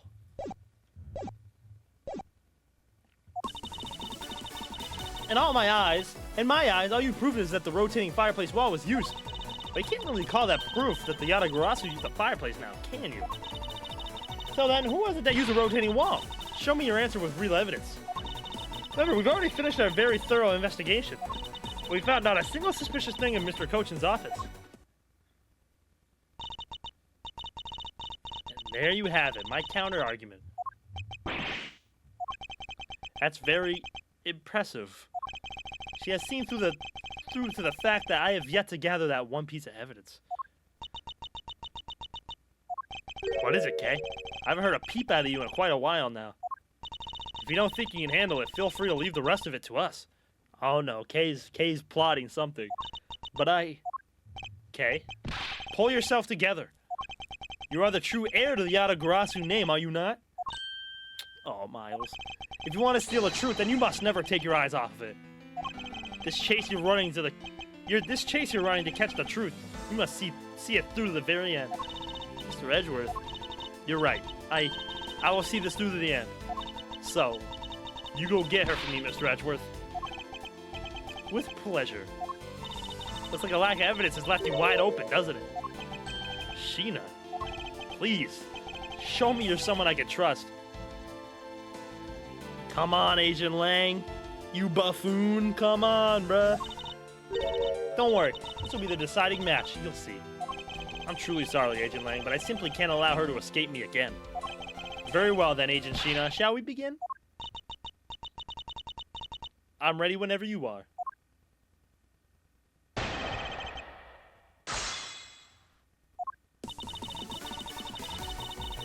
Hold it!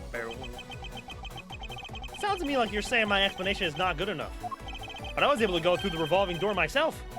So that should be proof enough even for you, pal. Looks like you don't quite understand.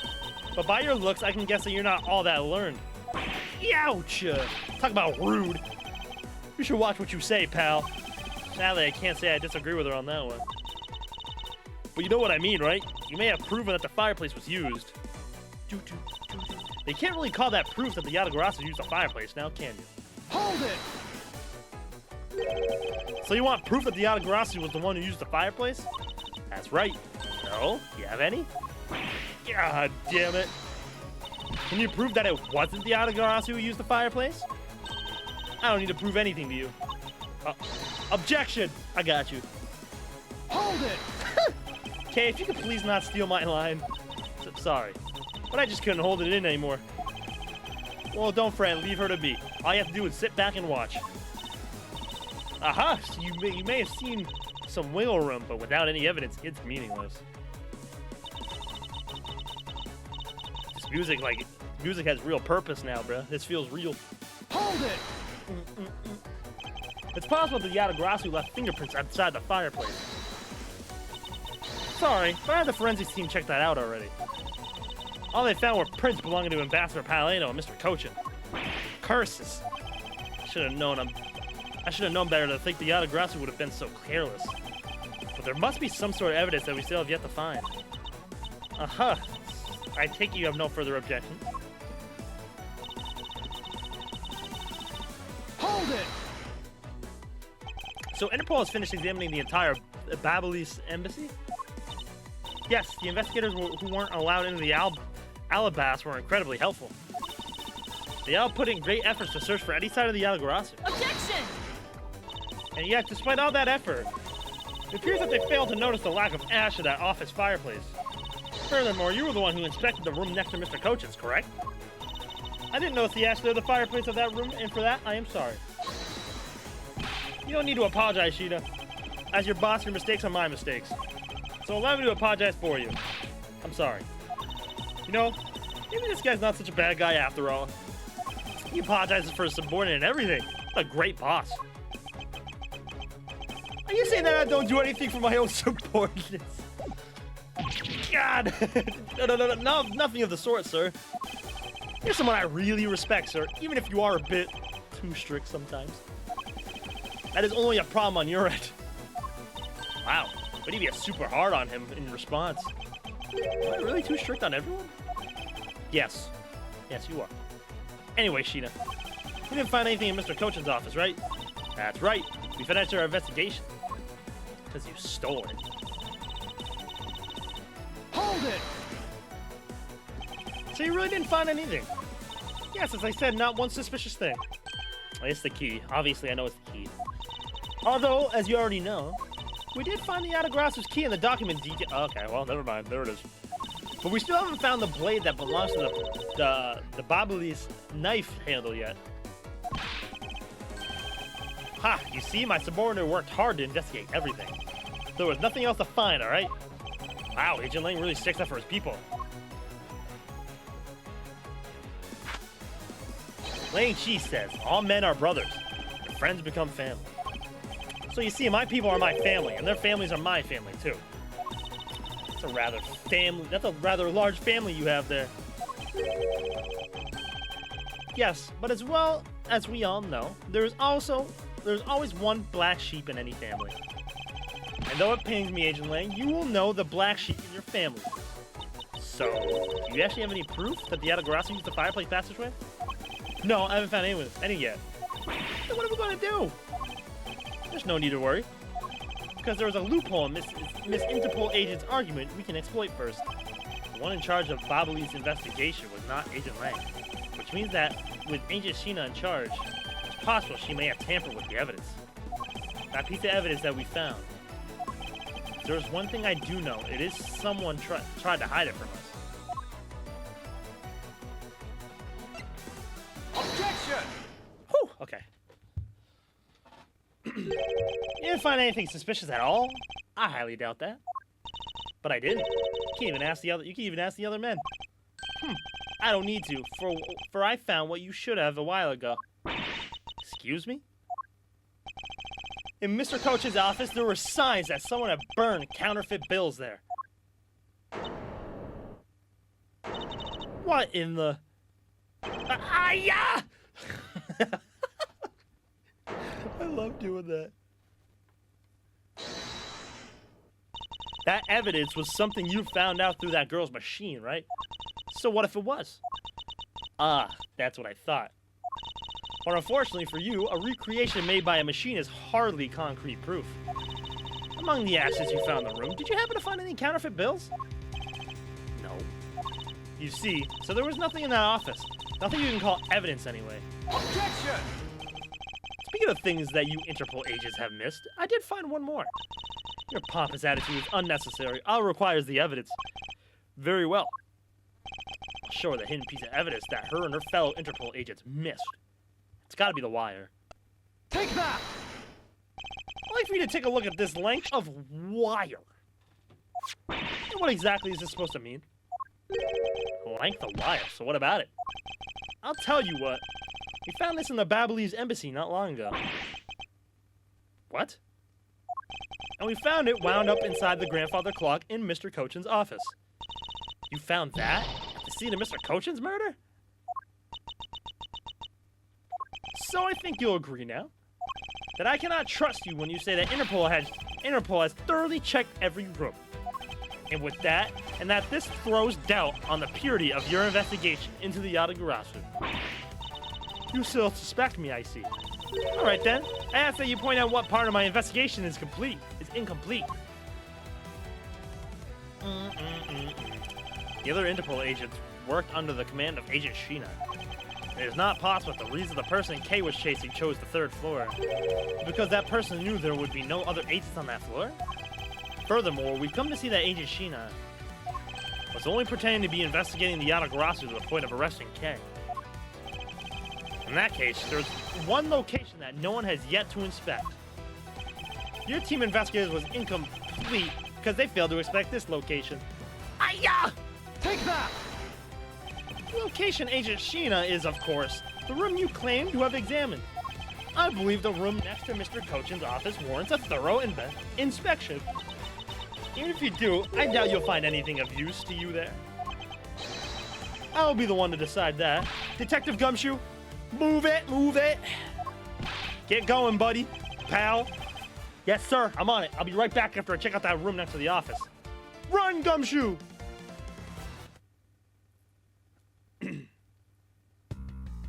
Hey, Mr. Edgeworth. You really think that Miss Sheena's the Yatagarasu? Yes, if my logic is sound, I believe she is. And I'm not going to let her get away with ruining the name of the Yatagarasu. But can you prove that she's a Yatagarasu is the question. If Detective Gumshoe can find what I'm hoping he will find, then I should be able to. Just what are you hoping he'll find? Let's just say this. I had Detective Gumshoe do a little experiment for me earlier. An experiment? As if that detective had the brains for a high science. It wasn't that mentally taxing. I had him use the same escape route as the Yatagarasu. What'd you find out by doing that? First, that it's possible for a person to fit through that revolving wall door. Second, that by going through there, his coat was covered in ash and Babali's ink. So that's what this picture is then. That's her throwing the coat. Out the window. Who cares what his coat was covered in? It's not worth that much anyway. But it is really worth so little. But is it really worth so little? I believe that it's actually quite a meaningful result. The value which I'm about to prove. Mr. Redgeworth, I found some things you really need to see, sir.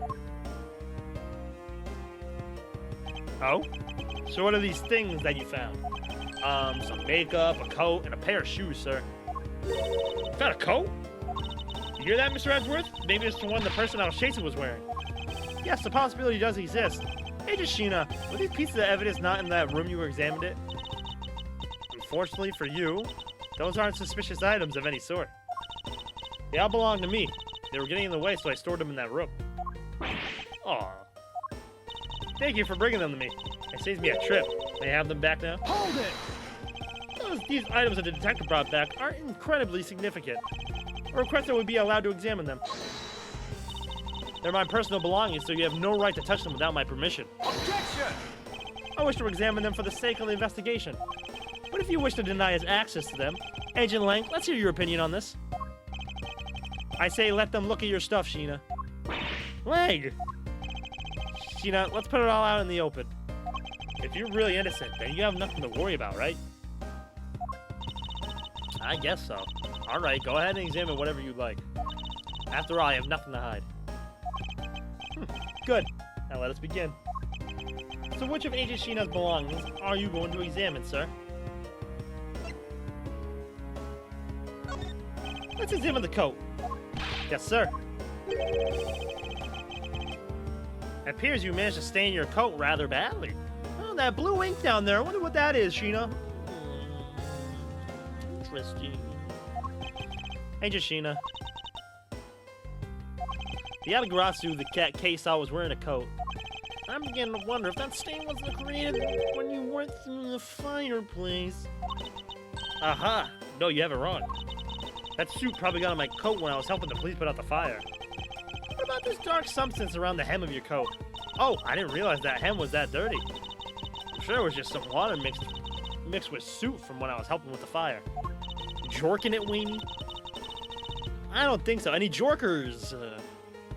I don't think so. You think you can get away with such a transparent lie? Yeah, don't lie to us, pal. This is the same pattern of that dirt. This is the same pattern of dirt that got on my coat when I went through that fireplace.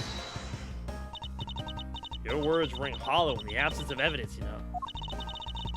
Unless you can prove that the dirt on my coat is from the fireplace. Which I can. What? How? You did a great job, Detective Gumshoe. Me, sir? What did I do? This coat. This is exactly the piece of evidence I was searching for. I had been hoping to find the coat that the person Kay saw was wearing. Thanks to you, we proved that going through the fireplace would sell you a coat. I don't quite get what you're saying, but I'm happy for that praise, sir. All that remains is for us to show what that dark substance on the coat hem is. Oh, and you think you can do that? Of course I can. Any jorkers? Any jorkers? Take that! Babali's ink. Yes, this is what will prove that the coat went through that fireplace. According to the ambassador's pal Ano, he burned some files in the fireplace this morning. He told us about that already, so I don't really see the point in you mentioning it again. My point is that he spilled some ink onto the back wall of the fireplace at the time. The dark substance on this coat turns out to be Babali's ink, it would prove that you and this coat went through the revolving fireplace wall. Sorry to have clipped one of your wings, Yatagarasu, but we're not finished yet. We have no way of proving whether or not this is the Babali's ink on the coat hem. Oh, but I do, and I intend to show that it is the ink in a few seconds. How? How, you ask? Well, since you don't seem to know, allow me to show you. This is how we approve the dark substance on the coat is Bobbly's ink. Burn the coat. We can find out whether that is Bobbly's ink or not by lighting it on fire. That's how you're going to prove that it's Bobbly's ink? Yes. If you could please cut a section of the dark stained area for me, I'd appreciate it. Because I will show you here and now what the dark substance is. Miles is about to fucking light the entire embassy on fire, Doug. We're so cooked. Sheena, I'm sorry to do this, but I'm going to have to cut off a bit of your coat. Go ahead. I wasn't planning to wear it anymore anyway. Now then, if you could please loan me a lighter or something. Oh, I've got some matches. I always carry them with me so I can light some smoke bombs. And if I could please have 1K, we can get this experiment underway. The flame. Oh, okay, that was a cool animation. It's the same color as the flame's wick crystal oil produces, which means Bobbly's ink is a product of wick crystal oil. And when lit, the ink produces a green flame. I believe the time has come to clip the Yatagarasu's other wing. Miss Sheena, you're the fake Yatagarasu, the one who killed my father. It's about time you came clean, Agent Sheena, or should I say, Callisto, you. Hey, Mr. Prosecutor, you're not serious, are you? Do I look like the joking type to you? Callisto, you. I've never heard of that name before in my life. That manner of speaking and that attitude haven't changed a bit in 7 years. You're the defense attorney that killed Mr. Faraday and then tried to frame me for it. I love how everybody's fucking jumping her, bruh. I love how everybody's jumping her. Oh, really? And you have proof? You insist I am this Callisto, you woman, but you can't prove it. You have no proof that I'm afraid you won't be able to lay a single finger on me. Objection! The raven is a very unique bird, one that flies by the darkness of night. However, the light of dawn has arrived, and it will reveal your true ugly form to the world. Enough poetry, I want to see some evidence. Do you realize you really have something that can prove that she is Callisto you? I do, and it's something that second Yatagarasu has preserved for us these last 7 years. Do me the honor, Mr. Edgeworth. I will, okay? For we have finally come to the end. We'll prove her to be Callisto you with this, and clip this Yatagarasu's wings for good. Take that! This perfume. This will prove you to be Callisto you. It will? Kay has preserved it perfectly for us. Surely you remember this bottle. This belonged to Miss Yu just before she disappeared 7 years ago. Naturally, this means that a few of her fingerprints on her in here as well. This is that bottle of perfume you spilled, which I have preserved ever since. I heard from my father, Bern Faraday, that if stored under the right conditions, a fingerprint can be preserved for decades. Yo, K is such a W, bro. Which means that your fingerprints are still on here, every last one. We can clear everything up if we were to compare the prints to your own. Now come, Agent Sheena, will you submit yours as a fingerprint test? Oh boy, oh yeah, she's going crazy. Oh my god. Oh yeah, she's fucking lost it, bro.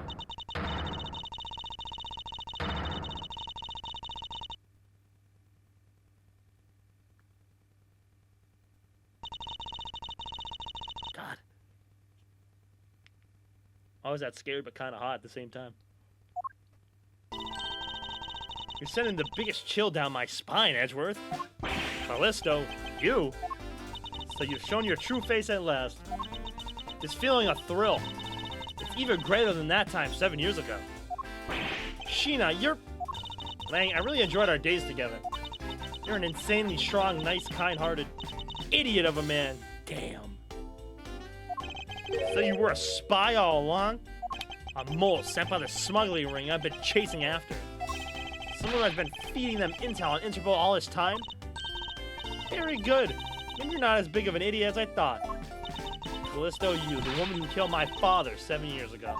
You're her, aren't you? The fake Yatagarasu. That's right, Callisto, you. That's just one of my many names. But even that is just a facade. Good evening, ladies and gentlemen. I am the great thief Yatagarasu.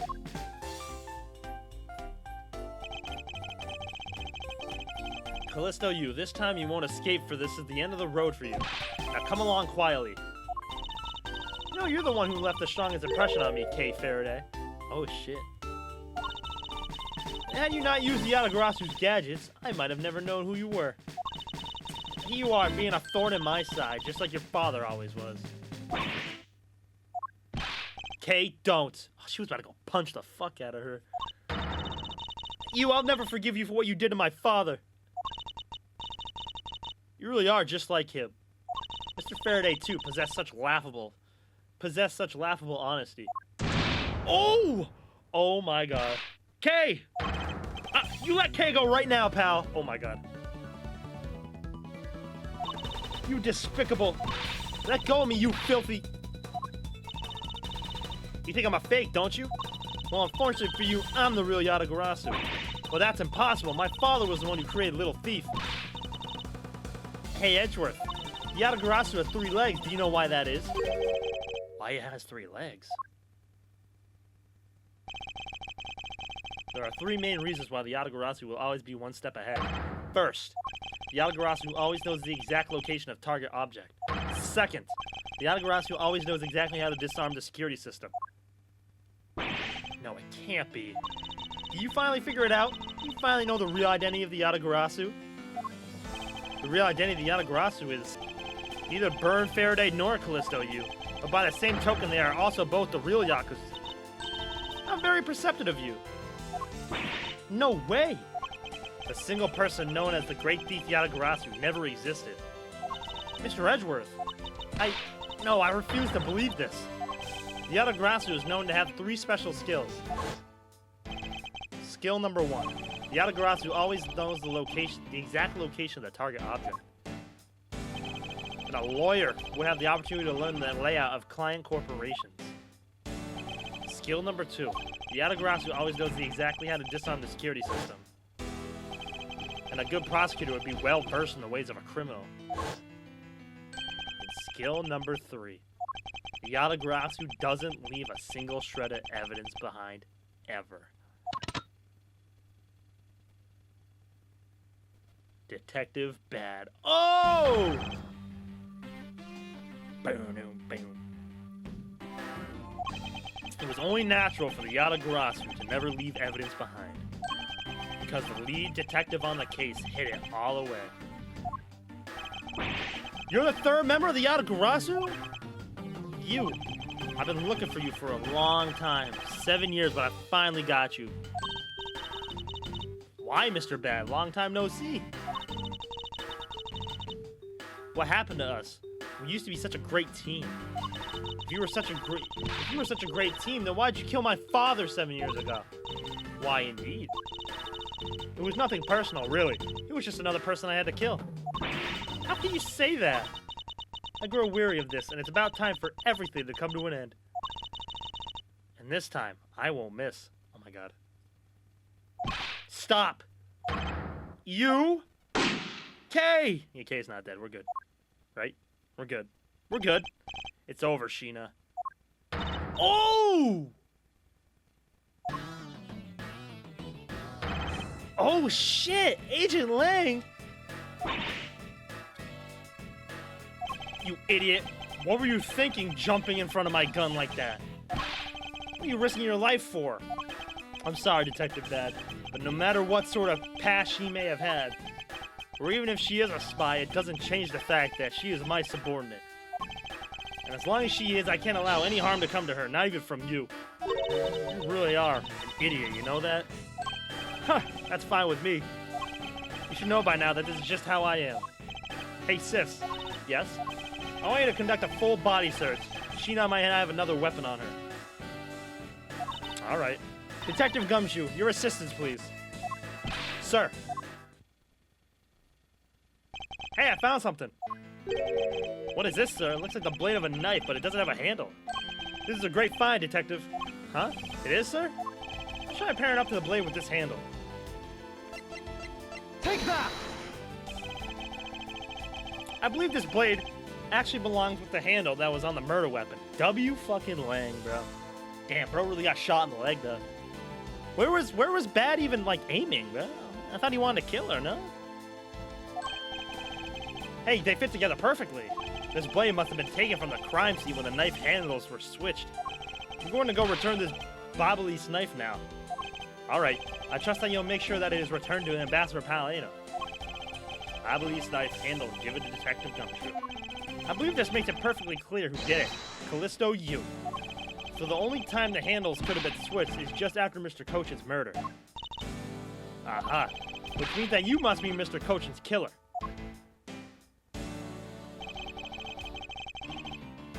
You kill Mr. Cochin with the Alabastian knife. Switched the handles and then took the original blade of the Babyliss knife with you. Later, you allowed yourself to be spotted by Kay near the open-air stage. You used a fireplace to lose her, and then you went back to accuse her of the murder. Is that about to sum it up? Objection! Ah, there's her objection. You craft an engaging tale, Edgeworth, but there are two problems with it. Problems? In what respect? What do you think my real reason was in allowing her to chase after me? It was also I could capture Kay Faraday. What? When I saw you using that device at Gatewater Land, I knew right away that you were Burnt Faraday's daughter. I became curious, so I researched a little into your background. That's how I found out that you were on the trail of the Yatagarasu. So that's why you tried to pin Mr. Cochin's murder on me. Yes, I knew you would show up at this embassy tonight. So I thought to use you, but pinning the murder on you wasn't my only goal. You had another? Yes. Once I had you on arrest, I had planned to search you and take back the device that rightfully belongs to me, the true Yatagarasu. You're gonna take a little thief away from me? 7 years ago, it was thanks to that device that Faraday was able to infiltrate this place. But he stole more than he should have. I had a tough time recovering that precious key. And the person who stole the Yatagarasu's key was Mr. Faraday? You, that incident 7 years ago. What was the catalyst behind it? In the eyes of the smuggling ring, the Yatagarasu was becoming a bit of a problem. It wasn't an especially pleasant assignment. And why? Why'd you become a member of the Yatagarasu? Why? There is no why. I was destined to betray everyone from the very beginning. From the beginning? What is that supposed to mean? The person I take orders from hasn't changed, even now to this day. Does this mean that the leader of the smuggling ring wasn't Mr. Cochin? And the real ringleader is still out there pulling the strings. Are you done asking what you need to know? Because if so, we should probably get going. And you're going to tell me everything you did tonight. Do you understand, Sheena? I guess I should tell you. I should tell you then that I was the one who set the Babyliss embassy on fire. And why'd you do that? I suppose it was to destroy all the evidence of the counterfeit bills. That was what the smuggling ring was trying to do, but then why start two fires? Sorry, but I can't tell you anything about the ring. It's your job to complete your investigation, after all. I've had my fun, now it's your turn to enjoy the ride. Wait, I mean, Miss Sheena. Yes? When I fell to the floor earlier, these two fell at my feet. What about them? They're such pretty hair sticks that I thought, well, I should return them to you. You can have them. They're of no use to me anymore. If you don't want them, you can always just throw them away. No, I want to keep them. Suit yourself. Oh, that's right. I almost forgot, Edgeworth. About the second problem I had with your story. I didn't kill anyone tonight. What? I'm not saying that as a sore loser. Think of it as a hint, if you will. Mr. Prosecutor. Yes, Edgingling? Mark my words, I'm not done here, and I'll be back. It's got nothing to do with duty or anything, because this has become my personal case. I may have been shot, but I'll show you just how dangerous a wounded wolf can be. His anger appears to have negated the sensation of his pain in his injured leg. Bro was hobbling.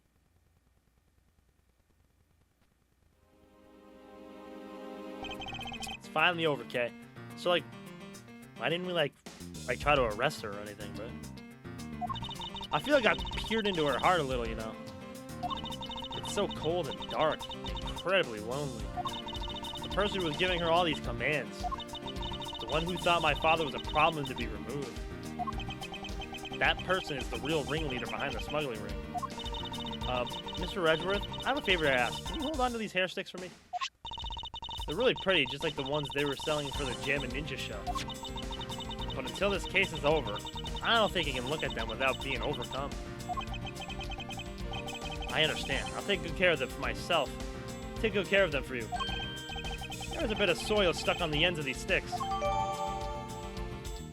Hair sticks with candy stripe pattern on them. Here's some dirt on the tips. Oh, I guess it's that time already, huh? So it's midnight, the dawn of another day. Jesus! How long have we been in this fucking embassy for, bruh?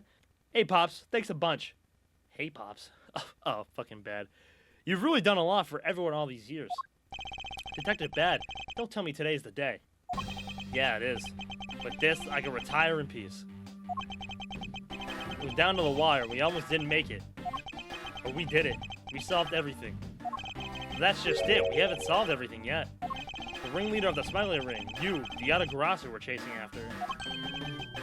The legend of that Yatagarasu is now over. Mr. Edgeworth, that bit of logic earlier, it was brilliant. I feel like I can leave it all in your hands. I'm counting on you. Is it really true, Uncle Bad? Were you also part of the Yatagarasu?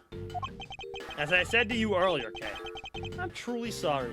Can't say that. Yes, I can. I wanted nothing but a peaceful life for you. Uncle Bad.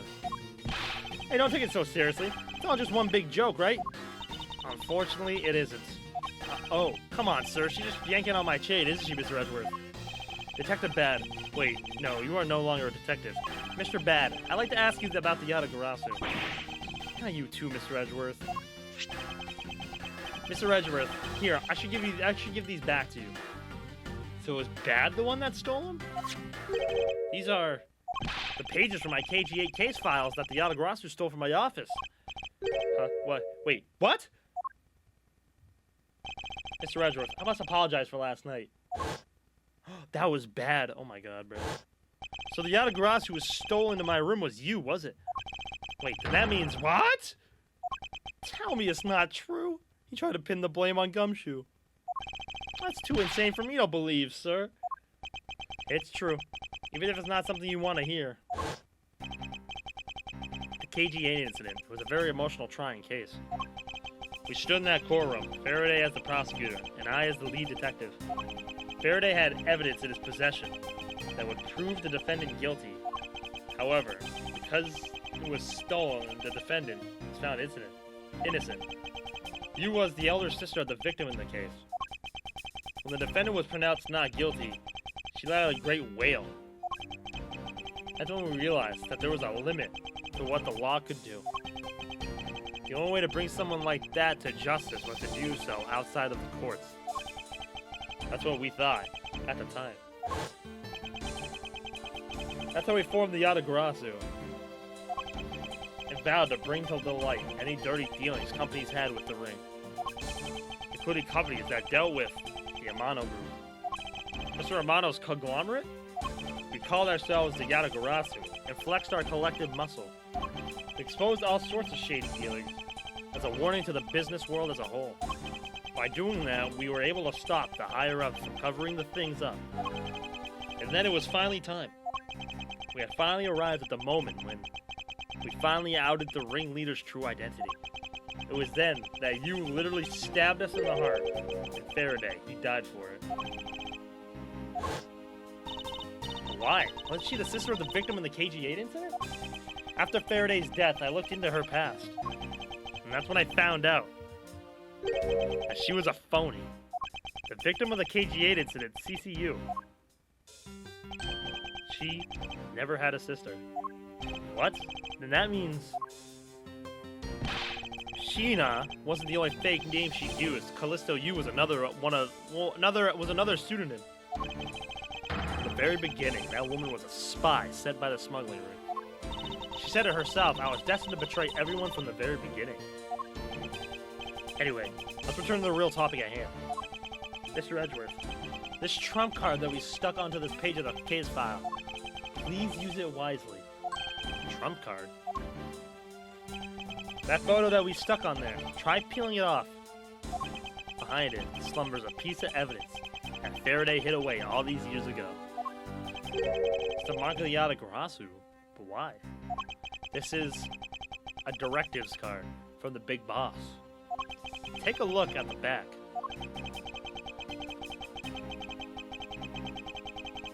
Can't read it, man. This was something Kochin had on him at the time of the KG8 incident 10 years ago. That blood is from the victim of the incident, Miss CCU. Why is the card adorned with the mark of the Yatagarasu? The reason why we called ourselves the Yatagarasu was because of the three-legged raven mark that the smuggling ring's boss used. Apparently, orders from the boss would come on these cards without fail. The person who received the order was supposed to burn it immediately after reading it. Apparently, it burns a bright green flame when set ablaze. Seeming the cards were written in Bobbly's ink. The fact that the card that Kochin was sent made it into Faraday's hands at all was nothing short of a miracle. We decided that whenever we stole anything, we would send a card along with it to the police. So that's what those white cards are. The great thief that used the mark that only those within the ring would know. It was our message to the ringleader that we were only a few steps behind. Card containing orders from boss of smuggling ring to Kochin. And one more thing. Detective Gumshoe, I'm entrusting this to you. What's this, sir? This is what I was talking about earlier. During the KG8 incident trial, Faraday had this in his possession. This important definitive piece of evidence. But I thought it was stolen. How do you have it? The person who stole it from us 10 years ago was a man by the name of Ernest Amano. Oh my god. It's the motherfucker with the earlobes. And he had it locked and hidden away for all this time. But we forced him to tell us where it was finally, after the other day's kidnapping case. This video. Can I watch it now? Bro, we have so much fucking evidence, bro. Holy smokes. What does it say? What? Don't come any closer. Portsman, that's his name. I'm warning you. This is the same video as one Mr. Portsman was trying to conceal from me. Yeah, it would seem that even he was caught up in the ring's web. Amano was preparing to take on the boss someday. Oh shit. And the video was his insurance. That's where that prosecutor comes in. He was to retrieve the video. On top of that, he was apparently instructed to sneak into your office and steal the trump card. You saw for yourself, right?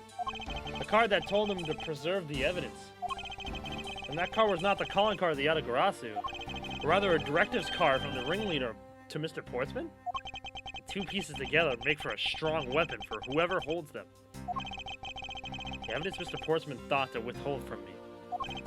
And the one that you stole from my office last night. Both pieces are illegal, and for me to use either one is... Whether you use them or not is up to you. But they will be of help to you when you take on someone who is above the law. Is the boss one of those who cannot be brought to court that Mr. Faraday spoke of? Detective Bad. There's no limit to the law, for it is the people who determine the limits to them. You still insist that even now, you really are something else. I leave the rest in your hands. Now then, Detective Gumshoe, the handcuffs. It's time to lock up the last remaining member of the Yatagarasu. Pops.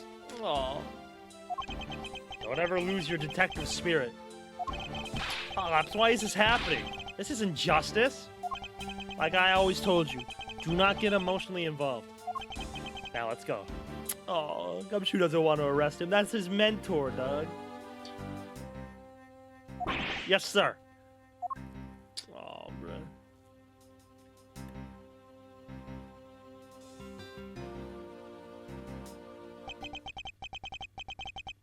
Is this really the end of a legend?